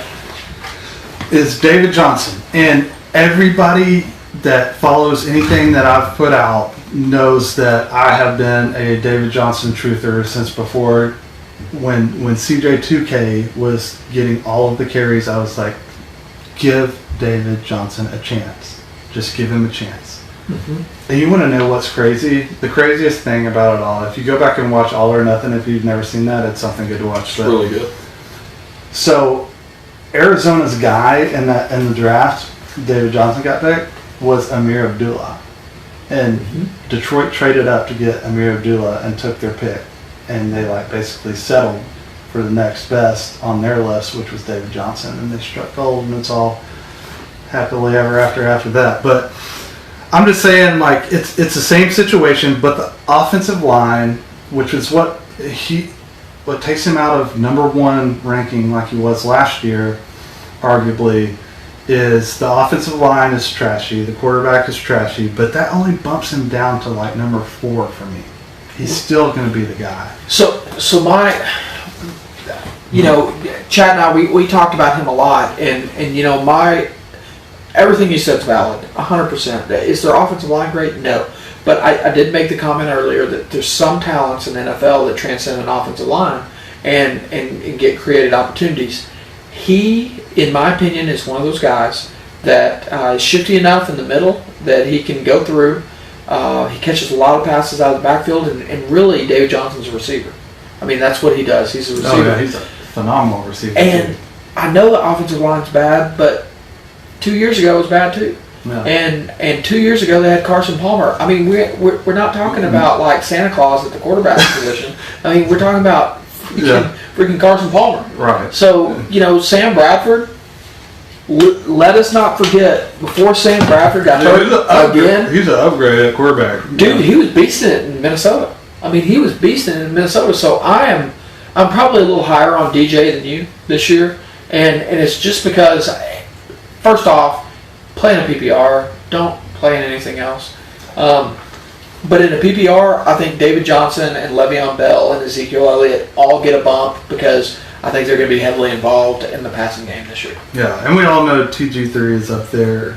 Everybody's going to go on Gurley. I mean, he's arguably number one, obviously, but we're Zeke guys. Lev Bell. I mean, the holdout stuff and all that. I've never been a Lev Bell guy personally. You're not worried. Nobody should be worried about it, I don't think. But for me, like, I don't like to hang my entire season on any kind of question. Any kind. He's got a lot of tread on those tires too. He's good. I mean, he's been rode hard and put up wet some, but he's gonna be fun. Yeah, he's gonna be fun. Here we go. A PPR. Melvin Gordon. PPR in America. In a PPR in America. Playing a PPR in America. Thanks, Nick Gregory. All right, so Melvin Gordon. Last night, when I brought up Melvin Gordon, that I wanted to put him in my top 10, which is way higher than a lot of people actually have him. But I asked Nolan where he had him, and he said he had 20. him at 20. And I proceeded to ask him, "Are you high?" He did. Like, were my paint cans out in the garage when you got here? Because it's insanity. Here was my case. Here it is. Here was my case. People worried about injuries. He played every down of every game last year, so don't worry about that. 284 carries last year. 1,100 yards. Okay. 3.9 yards per carry. Okay. But I asked Nolan, what is just fantastic as a per carry? You want to be over 4. You want to be over 4, but I mean, like, really, it's 1 yard. I get it that turns into 80 by the end of the year for somebody who's getting more carry. I get it. But, dude, the volume, it speaks for itself. Then you look at, the guy catches the ball more than what you think. 58 catches, 83 targets. Mm-hmm. That's huge. I mean, Philip loves him. 58 for 476 on top of his 1,100. I mean, the guy beasted it last year. There's nothing not to like. You can't argue that there is. Nolan is just a Melvin Gordon hater, and he always has been. Because the guy never got yards, and that's his big thing. Like, apparently you have to... Well, dude, you have to break off CJ 2K runs to get anywhere with Nolan Howard. But, he was getting like 2 a carry there for a while. And then he dumped it. 2 games or something. But he dumped it in the end zone like 5 times. He dumped it in the end zone like 5 times, and it was like, I traded him. It was a mistake, okay? And I hate his face. But here's the thing. That's what it is. Chad is right. Chad is right. Melvin Gordon is better than I give him credit for. And part of the argument that we were talking about was Kareem Hunt. And I'm going to take Kareem Hunt over Melvin Gordon all day because Kareem Hunt averaged more per carry, and he caught 5 less balls for the season. And I could argue that, hey, I love Patrick Mahomes, but they are going to let him have the pellet. So, and they're going to lean on him because they got a rookie quarterback. So I am all in on Kareem Hunt. I'm all in. I think Kareem Hunt could finish this season again in the top 3 running backs But to your point, Melvin Gordon is definitely not 20. He's definitely not 20. Definitely not 20. There's a bias You've there. got to be smoking crack cocaine to think that he is. I freebase. We talked about Saquon, but since we brought it up a minute ago, I'm going to go ahead and bring up Christian McCaffrey and my argument on Christian McCaffrey. So, Nolan was a little higher last night coming into it until me of my mighty persuasion. You did persuade me. I did persuade you because here's the thing with Mr. One Christian McCaffrey. So if you're not in the PPR, you don't want anything to do with him, period. The guy catches the ball, that's how he gets his points. Mm-hmm. I mean, if you want to talk about yards per carry, not a lot. Not a lot. The guy, I mean, he's a little big guy. So what my argument was with McCaffrey is if you look at what McCaffrey did first 8-9 games, you look like a genius for getting him. And you're like, man, I got this little dude that's just producing every single week. Mm-hmm. Get off my side. But coming down the stretch, what were you doing? You were shitting every week because he wasn't doing anything at all. And I didn't own him anywhere because I hate his face. But I know that there are plenty of people who did. I didn't draft him anywhere. But you can't come out and say, and Rivera's like, we're gonna give him 200 more. We're gonna give him 200 carries. is what he said. 200. Give him carries. So what happens is he's after after 8 games, 9 games, defenses in the NFL are like, let's plan our game for the little white dude that's running around catching passes. Let's make sure he doesn't do that and see what they have. We're gonna have to throw to Devin Funchess every time. Oh, he's hurt. What are they going to do? Greg Olson's hurt. Oh, what are they going to do? Just guard Christian McCaffrey and they won't have an offense. What happened? You guard Christian McCaffrey and they didn't have an offense. Mm-hmm. And I'm just saying, they're going to start out the year guarding Christian McCaffrey. So, in my eyes, if I'm going to invest in that backfield at all, I'm going to get C.J. Anderson late and I'm just going to sit there and wait. Because, I mean, as bad as he is, you're getting him at a big value, and he's the Jonathan Stewart role. And I know Jonathan Stewart didn't have a great role last year, but I mean, he was 85. Talking about C.J. Anderson and value is like saying I get it. He screwed me in plenty of leagues before too. I get it. Here's the deal. You talked me into a little bit of C.J. Anderson because I think he's going to have that Jonathan Stewart role last year. I think he's going to get more carries than everybody thinks. And I think that the offensive line over there in Carolina is better than what he was dealing with in Denver. And he's going to be okay. But, I mean, I hate it. Here's my question. This is a big question, okay? Mm-hmm. Out of the we're talking running backs. So, out of the running backs, who is the most overhyped, overdrafted, over-talked about running back currently? For me? For everyone. J.A.R.V.I.S. McKinnon. So there are so many people jockeying him. There's so many people saying to go get him. There's so many people saying that he's in this just great situation. He is. He's in a good situation. Yeah. I get it. But I just want everybody to remember when Jimmy G came over there, what happened to Carlos Hyde and his receptions. And what is J.A.R.V.I.S McKinnon? He's a scat back. He's a receiving back. Mm-hmm. He's a not between the tackles guy.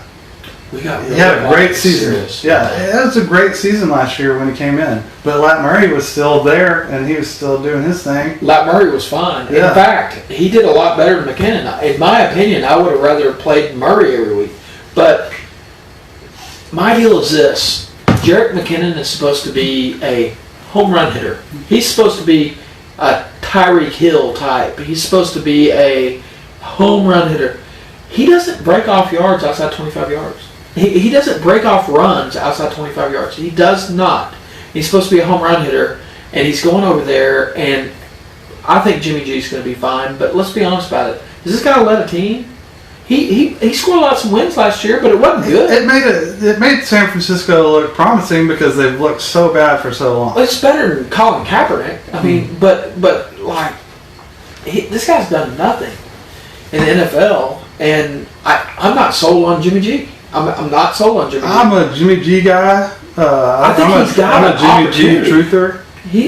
He's got an opportunity, but like if you go back and look at the stats, what he put up last year in the wins, I mean, it wasn't pretty. I mean, it was he came in pretty late to a brand new deal, and just like, I mean, hey, I hope you got to give a lot of credit for that too. I hope that's the case, but yeah, so St. J.A.R.V.I.S going to be a top 15 back. Dude, he's going in like the second round in some drafts. Like, it's unbelievable. Where is my ADP? Like it's laughable. Number 23 overall. Yeah, it's right there with Melvin Gordon. I'm kidding. Dude, but seriously, it's like you can't. Okay. You can't take him 23 overall. You can't take him right behind Devonta Freeman. Devonta Freeman. And you can't even see Jerick McKinnon from where Devonta Freeman is. Who's the next running back after him? Probably. ADP, no, it's Bro Mixon. Bro Mixon, but here's the deal. I'm taking Jordan Howard over Bro, and I'm taking him over McKinnon. Oh yeah, guaranteed. Right now. Here, I couldn't wait for you to say that, though. I've been waiting to talk about Jordan Howard because I love Jordan Howard. I love Jordan Howard too. We've always loved Jordan Howard. He was a keeper of mine for How'd you get last year. Oh, I traded you Odell Beckham for him. Yeah, you did. And I got Amari Cooper too, so that was good. What not bad. Well, I mean, Amari Cooper basically disappeared the year that I got him. But so anyway, Jordan Howard, Joe. Okay, so this is something that we didn't talk about last night. So I tried to casually mention it because I didn't want to go into it earlier, but the new offensive coordinator for J.A.R.V.I.S or Chicago. We're trying not to say NFL team names because it's like a trademark. Yeah, you gotta like pay them a bunch of money. Put on the payroll. But so the new OC was the head coach at Oregon last year, and I don't follow college football worth a darn, but I do research, and let me tell you, 65%. I want you to guess what that number is. 65%. 65%. Relate that to an offensive coach. What? Like how? Like what do you want me to do? That is the percentage of running plays that dude called. Wow. Last year. I love that. Who knows that? I do. Dude, here's the other thing. They got Nagy over there. He's an offensive-minded dude. I mean, yeah, it's going to be better for Jericho. I'm not like Mitch Trubisky. Let's see. Who cares? Let's see if he's in the every dumpster. play. I know, and I'm good with that, but I mean, Mitch Trubisky is the only thing that concerns me. It's very concerning. Here's the deal. But they didn't draw up any pass plays last year either. But they didn't have the plays. They didn't have the playbook. Is the thing. So no, they didn't. But here's the deal. But and Jordan Howard, he thrived at moments last year. Oh, he did. But Mitch Trubisky is here's a good analogy for you. Mitch Trubisky is in an alleyway, and he jumped into a dumpster, and he's in a dumpster full of gasoline, and he's got the match in his hand, but he hadn't struck it yet. Oh, so he's just a dumpster fire waiting to happen. There we go. Waiting to happen. But I can get on board with that. But to your point, I think that just helps Jordan Howard. I'm just saying, you remember that 65% right there. 65, that's a lot. That's a lot. So that makes 34 points something. That doesn't happen anymore. Yeah. I mean, most of the time it's the complete opposite. Right. There's just nothing but passing in college, or what I've seen. Like I said, I just don't follow it as much as I should. And it's tough to get knowledge into the NFL without following college football, but what happens is I might not follow it, but I go back and watch it all. It's like I watch games and highlights and all that kind of crap, and I know what every single rookie looks like before I invest in them and how well they played. Sure. But did you notice this? And you'll notice this throughout the season and always with me. So if I don't like a player, I'm going to mess up their nickname or I'm going to mess up their actual name all the time. And Mitch, I always put an N. It's like Sherman Williams? Sherman. So, Sherman. But it's Sherman. No, it's Kerwin. It is Kerwin. And nobody cares. I call him Sherman because he's Spanish. Sherman Williams. Not Sherman. Okay. You know what I mean. But he ought to be selling paint instead of running the ball. But Trubinsky, I say Binsky. It's not. He does not have an N in his name. It is but put an in there because he's not going to do anything this year. I like it. Good. So, Kenyon Drake. We argued Kenyon Drake. I love Kenyon Drake. We've already done it. And I mean, you pulled me to where like I could put him up higher than where I had him. So Sure. I mean, like your argument was good on that one. Bro Mixon, like so this year, I think that the big difference will be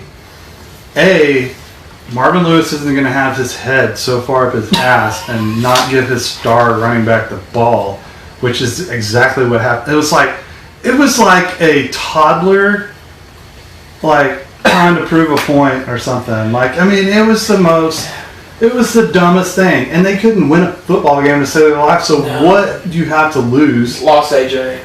Oh man, it was just so hard to watch. It's like, Marvin, pull your head outside of your ass. Jeremy Hill is nobody. And never gonna be. Oh my God, it was so bad. But anyway, this year I like him better because there's no way that he can do that. And if he does, he should be fired. The line has improved a little, but I still hate it. That's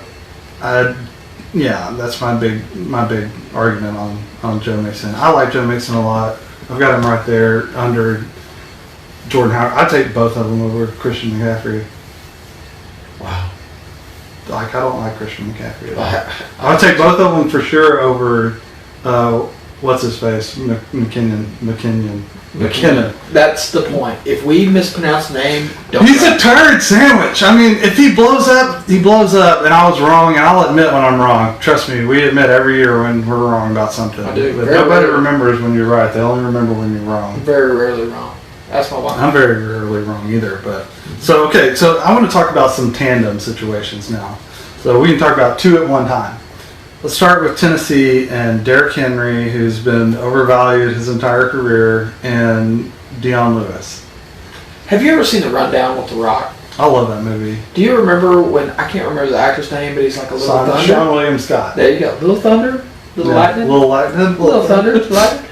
That's what that is. Right Yeah, Little Thunder, Little Lightning. I like it, and I think Derrick Henry's going to have a great year. I think the Tennessee offense is... People aren't going to...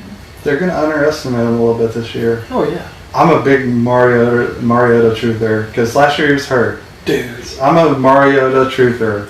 He's good. Remember like 3 years ago when he carried everybody's fantasy teams? I had him on my team. He's got receivers everywhere. Rashad Matthews is there. Corey Davis is still going to be good. Corey Davis is one thing. Yeah, I get that. But Delaney Walker's there. Delaney's going to have his last big year. Deion. Yeah, dude, it's going to be a high-powered offense. Yeah, no DeMarco Murray. Yeah, coaching is great over there. I love it. There's nothing not to like about Tennessee this year on offense. Mm-hmm. So that's a good tandem. Let's see. We talked about J.A.R.V.I.S and Corey Clement a little bit. That was another tandem that I wanted to talk about. Yeah. I feel like I had more than that on my list, but I don't. We can go through some more running backs in a minute. Let's talk a little bit about wide receivers and somebody that we're both high on, DeAndre Hopkins. So let's start out at the top. So I really believe if Deshaun Watson comes in healthy, that at the end of the season, I'm not telling you to draft DeAndre Hopkins over Antonio Brown, but I think he ends up with the most fantasy points. Dude, I mean, last year he was killing it for weeks and weeks and weeks. And, dude, let me just say this right now. Okay, outside of Larry Fitzgerald, because he doesn't count as in the argument because he's the best hands in the last 2 decades. But when you look at Odell Beckham Jr. and DeAndre Hopkins, you couldn't convince me, I don't care if you drugged me, that DeAndre Hopkins isn't the best hands in the NFL right now. DeAndre Hopkins' best hands. He runs clean routes. He's got size. He's got speed. And most importantly, for the fantasy perspective, he gets targets. Yeah. So I'm in. Yeah. So I love him. You are so high on Julio this year. Tell me about that. So, normally it takes Matty Ice a year or two to get. You've done this. You've done the I'm on Matty Ice and I'm off Matty Ice. You've done that. I was on Matty Ice 2 years ago. Mm-hmm. And MVP like season. The number one quarterback for like MVP season. He had an MVP season. And then I was off Julio last year. I told everybody not to draft Julio. Not from the standpoint of don't draft him at all, but I've never owned. I was down on Julio. I was down on Julio last year, and I was down on Matty Ice last year. Matty Ice is going to bounce back this year. And I think Julio, the big knock on Julio is he doesn't catch touchdown passes. I think he catches 10. That's a pretty big number. I know. It's bold prediction. I mean, I've never been a Julio guy just because of the injury thing. He's a freak, though. He is, dude. He's going to have a 30-point game, guaranteed, every year. Mm-hmm. But it's those 3-point games that kill me on him. Mm-hmm. That, like, I can't get on board because of that. But let's talk about OBJ. So, ODB. So I'm kind of on the fence about Odell this year. So, I mean, like, he's a fantastic player. I mean, my God, he's a first rounder, no question. and if he played for Aaron Rodgers, he'd be all world. But he doesn't. He plays with Eli Manning. He plays with Eli Manning, and I mean, dude, I'm not saying don't draft Odell Beckham by any means. No. I'm just like, I'm gonna not spend my first round pick on him. Hopefully, I'm gonna get a running back for one. Well, and that's my point. If I can't get DeAndre or Antonio in the first round, I'm drafting a running back no matter what. I'm not going to draft Mike Thomas. I'm not going to draft Odell. I'm not going to draft anybody else. I'm going to draft a running back. I'm going to try to get Kareem Hunt and roll him out there, because if you don't, you're going to be stuck with Jarrett McKinnon. And I don't like Jarrett McKinnon. And so that's part of my deal with Odell. But is Odell going to go for 1,000 yards this year? Yeah. Yeah. Okay. He is. Okay. First of all, you have to name the movie reference. Pop quiz, hot shot. Odell Beckham and Melvin Gordon are sitting there. Who are you taking? First round. Melvin Gordon. What movie? What, Pop Quiz Hot Shot? Man, you got me. Speed, baby. Oh. One of the best. Keanu Reeves.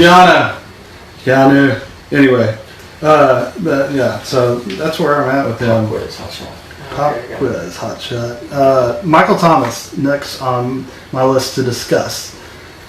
I love everything about Michael Thomas. So Everything. Mike Thomas to me is the guy in the league that's like, is he a good talent? Yes. Size? Yes. Speed? Yes. Great quarterback? Yes. Targets? Targets? Yes. And then nobody talks about it. Yeah, because I don't know. I don't know. And this is a year that Drew Brees is coming back, by the way. It's going to be a Drew Brees year. Oh, yeah. And it wasn't like he had a bad year last year. No, they were just a way better team, and they had a better defense. But, Mm-hmm. I mean, like, prior to last Should year, go for they were 5,000 literally a college football team defense. He was like 5,000 yards and 40 touchdowns. Sweet. Yeah, people Awesome. were putting up a ton of points on him, so he had to match it. He'll be back. He hadn't gone anywhere. It's going to be a year to have Drew Brees. I know there's a lot of people that are down on him because of last year, so don't let that get to you. You get him. One of our favorites, if not our favorite in the draft, probably our favorite in the draft, Devontae Adams.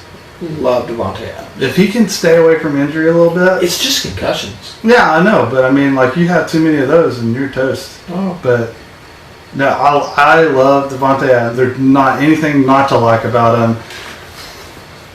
Will it be different with defenses keying completely on him? No Jordy there? Yes, but I mean, there's a lot of people saying, oh my God. You got the best quarterback in the league. You do, but there's a lot of people saying, oh, Jimmy Graham's going to step out on that. No, he's not. By the way, no, he's not. They've never thrown to the tight end. Ever. They never will. Ever. Even Jermichael Finley. I have a really good. I'm going to go ahead and skip to that. We're going to talk to that. Well, Are you going to talk about Jermichael Finley? No, I made a post about, Jermichael Finley. I mean, like, so for Green Bay, that everybody just thinks that it's going to be a home run for Jimmy Graham. Yeah, he's got big name, and he got plenty of red zone targets last year in Seattle, plenty. But dude, so Joe Philbin was calling shots from 2007 to 2011 when Jermichael Finley was a big name. Mm-hmm. Jermichael Finley only had one big year. One big year. They have averaged 800. 400 yards, 5 touchdowns for the past since 2007. That's a lot. That's 10 years. That's a big bag of nothing. 10 years, 400 yards, and you're going to target. People are drafting him 60th overall. No. Don't. I mean, I get it. Tight end can be horrible. We hate tight ends. And we're going to talk about tight ends, but my gosh, don't be pulling the trigger on Jimmy Graham at 60th overall. I mean, no. My gosh. And will he catch more touchdowns than Jared Cook? Yes, probably. But people are drafting him over Evan Ingram, over Deion Lewis, over Lamar Miller, over Greg Olsen. No, don't do it. No, I think Greg Olsen goes back hotness. Yeah, I mean, he's going to be a big part of that offense again. AJ Green, I cannot even wrap my head around the value that you're getting with AJ Green in the draft right now. He's also kind of like Mike Thomas. Everybody's like, oh, it's AJ. It's AJ. There's not much that has changed with AJ except he was injured. He was injured. He still got the red you bar. remember 2 years ago when he was putting up 40 burgers? 40 burgers. I mean, dude, he's fine. He was careering, and he's getting drafted. He's getting drafted behind Christian McCaffrey. I mean, I'm not going to let the Christian McCaffrey thing go. I'm just not. I hate to say. I'll be rushes for 1,200. So I was huge on this guy last year. He let me down. But I think it's going to be the bounce back year for this guy, Doug Baldwin, because what else are they going to do? So last night when we were doing the rankings, you threw Doug Baldwin out there, and I was like, yeah, you were like, I didn't say it out loud. No, I didn't say it out loud. I just went, and you immediately went in to talking about Doug Baldwin, and you said, hey, look, last year was an anomaly. It was. There were games where they weren't targeting him at all. There's nothing else. There was that one game that we had a ton riding on. Both of us had Doug Baldwin. I needed him to do something. And we needed him to do something. And it was fourth quarter, and he hadn't even gotten targeted once. Not even a target. You sit there and you watch on ESPN, you wait for that yellow name to come up, and I'm just like, dude, he hasn't been targeted. Is he hurt? Is he hurt? We're thinking, man, he had to got hurt. And I'm like scanning the field looking for him. And then he catches a 70-yard touchdown that saved us. But man, I think that this year is going to be a lot like 2 years ago. Yes, Doug Baldwin is going to lay some turd eggs because that's what he does too. He does do that. But he has some 30 burgers and 25 burgers, and I know who started the burger thing. Anyway, I don't know. He's hungry. But I'm telling you, man, he's gonna. This is the bounce back year for Dougie B. And I didn't question it. We just threw him in there, and I was like, you know what, you're right.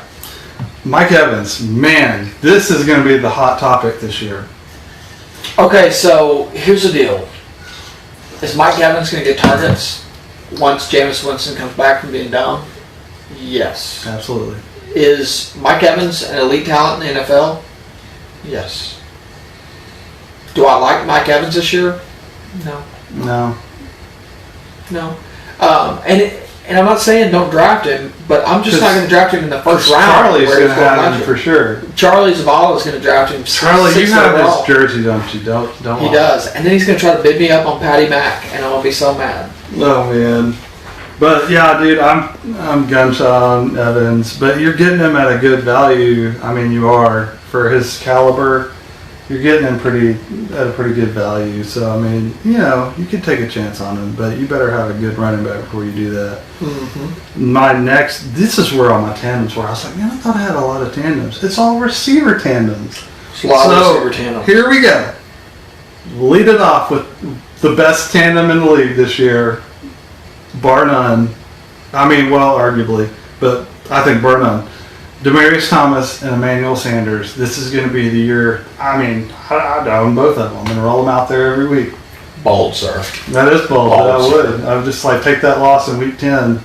Bold, sir. And I think if that's their bye week, then I've been doing too much fantasy football stuff. I think you're right. The only tandem, in my opinion, that comes close is probably AB and Juju. Yeah, that's a good tandem. But I am so high on Demaryius Thomas. Literally, we were last night, and I was trying to. I had to talk you out of putting him in the second round because I was like, man, I had to bring up ADP and be like, man, there's a point where you can't put somebody that high because you're gonna get him a couple of rounds after it, and you can't. I mean, even if you're high as a kite on him, But dude, I'm with you. I'm so high. We had to talk each other out of like we got to move now. Like we got to move now like 4 spots. But like honestly, we feel like he's like second round talent. Oh yeah, this year we moved him down 8 spots, and I was still like, man, I think we should. And we had him on every team last year. And I mean, he didn't suck last year. No, he had a good season. Horrible quarterback play. Good season. Case Keenum is going over there to resurrect life into the passing game of Denver. John Elway is going to be looking down going, man, why'd I get Brock Osweiler? I'm so dumb. No, dude, I mean, he looked like a genius when he traded him to Houston. Oh. I mean, worked out. So, my next tandem, Stephon Diggs and Adam Thielen. There's so many, like, I mean, for me, and I had Thielen in nearly every league last year because I knew that it was coming. But, dude, it's like you go from somebody that you got 6th round last year and you put him in the 2nd or 3rd round. I mean, like, it's hard to do. It's hard to do, man. And then you have Stephon Diggs, who, yes, we know he faces injuries every year. There's going to be that couple of game streak where he's not in there. But, dude, I mean, like, I feel like he's way better. Kirk Cousins is going to find everybody. I think that both of them are great players, but I feel like Adam Thielen's getting drafted a little too high for me. He's getting a little too high, and in my opinion, Diggs is the one. Basically, I can't look at a fantasy roster that I have that I drafted and say Adam Thielen is my wide receiver 1, and I feel good. I'm gonna sleep like a baby tonight. And I just can't, because he's a wide receiver 1 right now. That's kind of insane. Okay, so then we go to Golden Tate and Marvin Jones. And Marvin Jones is Nolan's favorite person in the draft this year. I'm going to get a lot of Marvin Jones, and here's why. Because I am going to draft running backs early, and I'm going to need some wide receiver help, and we'll call the 3rd, 4th round. Let me just tell you that Marvin Jones is getting drafted behind Jimmy Graham right now. I think that's ludicrous. It's ludicrous. But I think Marvin Jones, 2 years ago he broke out for about 5 games and then disappeared. But basically, I was sitting there cussing Golden Tate, wanting him to die. Well, that was So, and John Howard drafted Marvin Jones, and that's why he disappeared. But then I told Chad to keep the faith on Golden Tate, and Golden Tate actually did produce that season. He did. He had over 90 catches. It took him a little bit. But Marvin Jones is going to break out this year. I think he's going to go for multiple touchdowns. I think Matthew Stafford's a really good quarterback, and Marvin Jones is going to go for 1,200 and multiple T's, and you're going to be very happy you drafted. Yeah, I mean, I'm big on top 10. I'm not as big. I'm not as bold as you, but I like him. Top 10. I love Matt Stafford this year, so I mean, it's leaning towards that way. So at Tennessee, we talked a little bit about Corey Davis and Rashard Matthews. Man, all day, every day, I'm taking Rashard Matthews over Corey Davis, just because I just didn't believe it last year, and it's going to take a lot for me to believe it this year with Corey Davis. I might have to eat crow on that at the end of the season, but I'm doing the same as you. Rashard Matthews, all he does is catch passes, and dude, so underrated. Him and Mariota have breakfast together every day. I think they named each other's kids. They probably did. I'm just saying. They probably did. Do you think? They're probably wife swap. Wow. Kids watching. That means that they take each other's. This is not a children program, by the way. So next on my list, I have Allen Robinson, which was a hot topic last night, and you hate him, and I think he's going to be alright. I'm not saying he's going to be a world beater, but I think that he's just too epic of a player to. And I get it, Mitch. You hate him. I mean, you were saying that you had him 70th, and I was like, bro. I don't know if it was 70, but it was up there. No, it was crazy. It was crazy. And here's the thing. It has everything to do with Mitchie Mitchie. Yeah. And not anything to do with AR-15. AR-15 is a great talent in the NFL. I almost bought his jersey the year that he was my first keeper in my first keeper draft. Keeper off spot in my heart for AR-15. And man, and he's good. There's no question about it. He's good. And he had to deal with some Blake Bortles. I mean, I get it. Dude, Blake Bortles was throwing it 9 yards over his head for an entire season. Blake Bortles, I get it, but it's like, how does it get there? So Blake Bortles finishes like that, but you cannot watch it. You can't watch it. You can't watch him do it. If it's a Thursday night game and it's Jacksonville, you're like, shit! Dude, so a lot of Sundays, we came in, first half, Blakey B, how many points? 4. Like fumble. 4. Fumble. 4 points first He's half. got 9 yards total offense. 4 in the first half, and then like they were behind, and he'd get 22 points in the second half. I was like, see, you went to 26, dude. Yeah, he'd bring it home in the last 4 minutes of the game. But I mean, in fairness, AR-15's not 70. But I don't think he's in the top 25 either. So No, he's definitely not in the top 25. I mean, we're talking about 70th overall. I'm going to put him around like the 40 range. I think what do we have in we have a wide receiver number. I've got it right here. That's running backs. Bear with me, folks. I know this is a long show. We told you it was going to be a long show, but it's a long show. We have a wide receiver 23. Probably around, let's see, Adam Thielen we have at 31, and that's generous, I think. I'm taking Diggs over Thielen right now. We had Allen Robinson 51st, so I probably had him at 40, you probably had him at 65. That's exactly where And we met in the middle. So, with that old Georgia pump. Marquise Lee you had extremely too high. I get it. No, he's not too high. Marquise Lee finishes the year. This is his bold prediction, by the way, at the end of the show. You're going to have to come up with another one now that we're... I got a lot, but Marquise Lee, I think, has top 10 potential this year. And, hey... I mean, I think he's going to be great. I mean, I know people are talking about D.D. Westbrook, and who cares? It does not matter. Marquise Lee, he like goes over and washes Blakey B's car on the weekend, and he gets targets. I mean, he definitely came on the scene last year when they needed him, but he kind of disappeared a little bit towards the end when it was like Keelan Cole and then that other But guy. Marquise Lee got banged up. He did. You got banged up. That's what he does too. Well, he's kind of got a little injury tendency. But here's the thing: how do you get in the top 70 picks and not have a Jags wide receiver? Because everybody hates Blake Bortles. They do. All he does is finish in the top 10. I get it. No, I get it.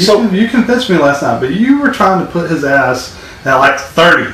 And I was like, dude. I'll tell you where I had him. You can get him 4 rounds after that. You can't rank him. I'll tell you where I had him overall. Okay. It's insane, by the way.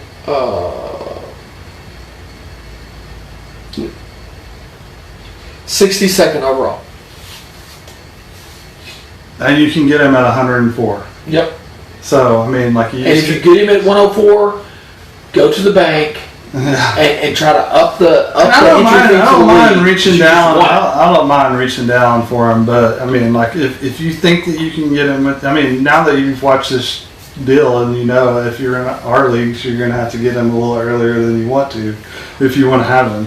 But if you're playing with me, you better. Yeah, because Nolan will take him third. Take him over AB. So if you love DeAndre Hopkins, you have to love Will Fuller, and I mean that's just like it should come. It should be like pancakes and syrup. Ooh. Like you can't not like DeAndre Hopkins and not like Will Fuller. So I'm a big Will Fuller guy. And I was last year. Yeah, I had him last year, and I loved him. He was careering it. But the next guy that I want to talk about is probably the biggest world beater of the year. I think that you're getting for a. I had him up there last night too. And there'll be so much recency bias that you'll get him at such a value. It'll be incredible. But Jamison Crowder, And people are cussing me right now. They're like, oh my God, that guy effing sucks. And last year, he effing sucked. But dude, it's a new story. Alex Smith is a slot receiver. He created Tyreek Hill. I'm just saying, Alex, as bad as Alex Smith has been in the past, he created Tyreek Hill. He created Vernon Davis. Vernon Davis isn't the slot guy, but he's a tight end. I'm just saying. He helped Michael Crabtree not have the worst career in the world, but it was still pretty bad. But I love Michael Crabtree. But anyway, this is just watch. This year is going to be a great year for Jameson Crowder. I think the opportunity is going to be phenomenal over there. Mm-hmm. And my boy Josh Doxson. Dude, I drafted him 2 years ago. Like, you guys, I'm reaching for Josh Doxson, and then he gets hurt. He's had an injury history, dude. I think this is the year. I've been saying it a couple of years, but dude, he is a talented guy. My gosh, he's definitely talented. He's going to be. He's got QB or football IQ too, like through the roof. Like he's really mature. I don't know. I'm crazy about him. Let's talk about Jordy Nelson. Like, we had some questions last night with each other that I was like, so you think that he's going to step in and be Michael Crabtree, basically? Mm-hmm. Except, and please don't take offense. Gosh, she's going to hate on Crabtree. And Jordy Nelson is better than Crabtree. He is. I agree with that. But, I have to agree with that. He's going to step into that role. But he's also 95. He is. He's going to wheelchair it. But I think Amari Cooper's going to get an uptick this year, and I freaking hope so. But it just makes me sad when Amari Cooper has years like he did last year. Would you be amazed if Jordy Nelson caught 8 or 9 touchdowns? No, I wouldn't be surprised though. I think it's double digit. Yeah. So if he catches 10 touchdowns, goes for 700 yards, it's fantasy gold. Yeah. So, yeah, I'm big. I like him too. I think you're getting him at a huge value. Mike Williams is somebody that we love. I think Tyrell Williams kind of goes away a little bit. I think that you like him more than... I loved Tyrell Williams a couple of years ago. I drafted him. I loved him. Right. Without Keenan. Because they're kind of similar. Right. But, I think that this is the year that you get to see why Mike Williams was drafted so high. So, watch that for sure. Cameron Meredith we talked about. Cam Meredith, yep. Jordan Matthews is one of those late round guys that we like, but I love Jordan Matthews. Dude, I can also see being absolutely nothing. Absolutely nothing. Mm-hmm. I can see it. If he can get on the same page with Thomas Brady, T-Bone, he can take over the Julian Edelman I take steroids role. He runs underneath routes, drags, outs, and I think that Jordan Matthews could actually be very viable. I do too. Dante Moncrief was on my list because I really don't think that it has been established yet who the guy over there is going to be. My only fear about Marquise Lee is Dante Moncrief. It should be. We didn't talk about tight ends, and Hunter had a question. He just wanted to ask about tight ends. And by the way, I appreciate you. Thanks for noticing. What? I appreciate you for noticing. Noticing what? I was telling Hunter he just had a question mark behind tight ends, and just appreciate him for noticing that I have a tight end. Just saying. I was like, but I get it. It was, it was supposed to be funny, but no, I got it. It was funny. Okay, so we hate tight ends every year, all the time, every time. But you've got to find them in a lot of leagues that require you to roster a POS tight end. Mm-hmm. We both love Kelsey. I got him over Gronk. Yeah, but if any year is going to, and I had this argument last night, if any year is going to be a good year for Gronk, it's going to be a year where Julian Edelman doesn't touch the field for 4 games. So, if there's, I like Gronk. I've never drafted, I probably won't own either one of them or Zach Ertz. It's like, I'm not going to I can't spend that draft pick on tight end. I've done it dozens of times in mocks, and it's just like I can't end up with what I want. Those guys are going from 25 to 35. But You better get a running back. So those are the big three: Travis Kelce, Gronk, and Ertz. And then we have Greg Olsen next because we think that it's going to be a bounce back year. He was injured. He's a Hall of Famer all the way, like Absolutely. one of the best tight ends ever, and people don't talk about it. Like, he is phenomenal. I'm jealous of his he hair, had Jay Cutler great hair. using him as a. Yeah, he does. He had Jay Cutler leaning on him for years. So some of the guys lower down. I mean, we like Evan Ingram, Delaney. We talked about.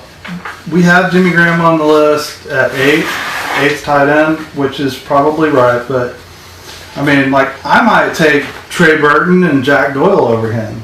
I'm not drafting Jordan Reed, period, because I just can't do it. I really like Rudolph because Kirk Cousins was hammering it to Jordan Reed. Yeah. And then, I think Rudolph is going to be good, but he's just a one-trick pony. He's a 2-yard TD guy. You're like, what has Kyle Rudolph done for me this entire game? Nothing.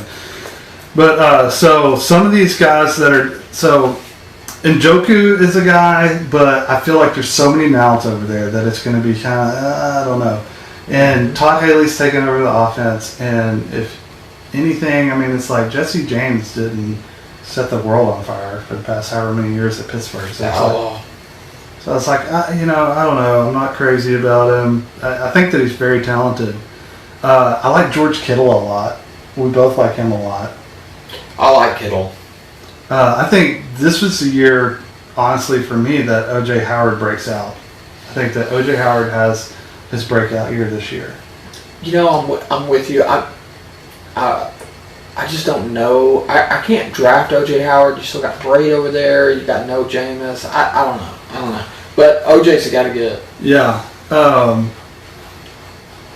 think the only other one is Safarian Jenkins. I think he's stepping into the best role because he's going into that Mercedes Lewis, and who was the other guy that was there for a little bit?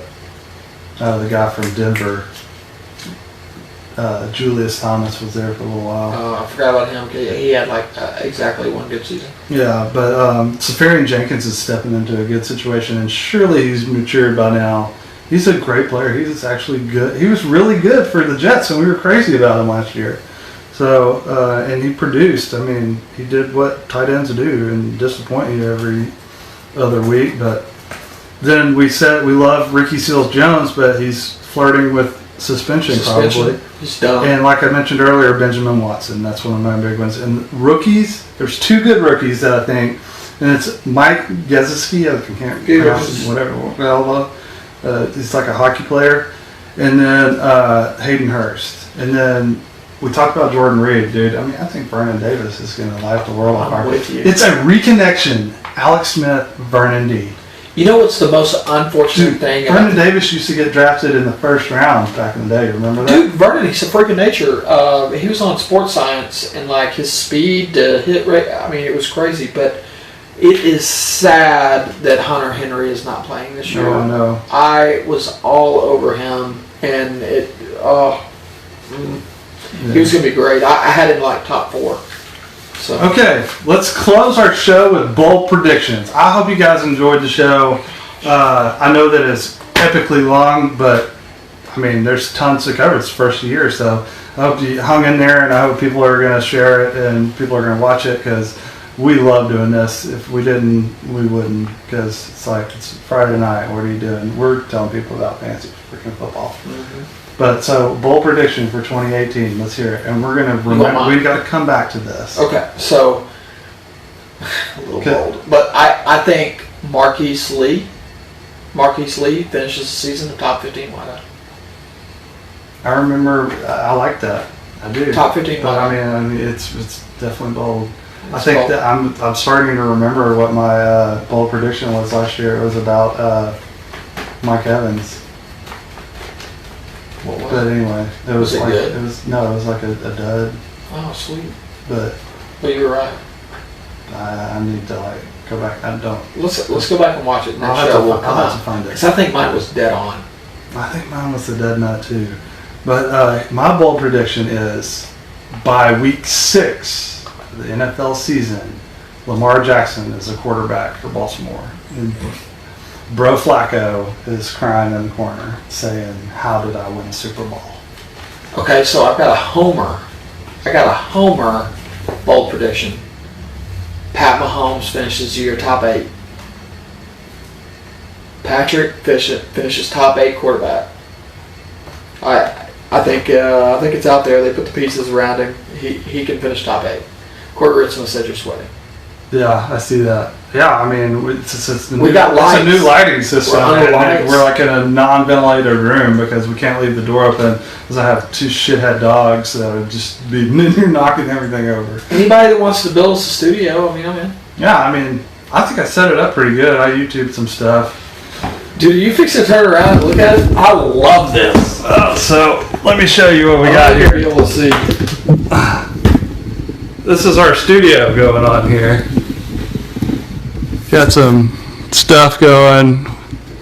I mean, it looks official. I mean, it's kind of official looking. It's really official. I can't wait to see this because I think putting that into the light is going to... I mean, you can see my zits and stuff, I'm sure, but anyway, we appreciate you guys thoroughly. We want to get our likes and stuff up this year, so share our page, invite people, and I'll give out a prize or something to somebody who adds the most people to the group page. So, like I did last year, I gave out some shirts and stuff. So, if you want some free stuff, add people to the group that care anything about football. That's right. And maybe we can get some people into fantasy football that didn't think that they could figure out how to play it. So that means you, Chris Abels. Yeah, David Gardner. There he is. Shout out. All right, guys, we appreciate it, and we'll catch you guys.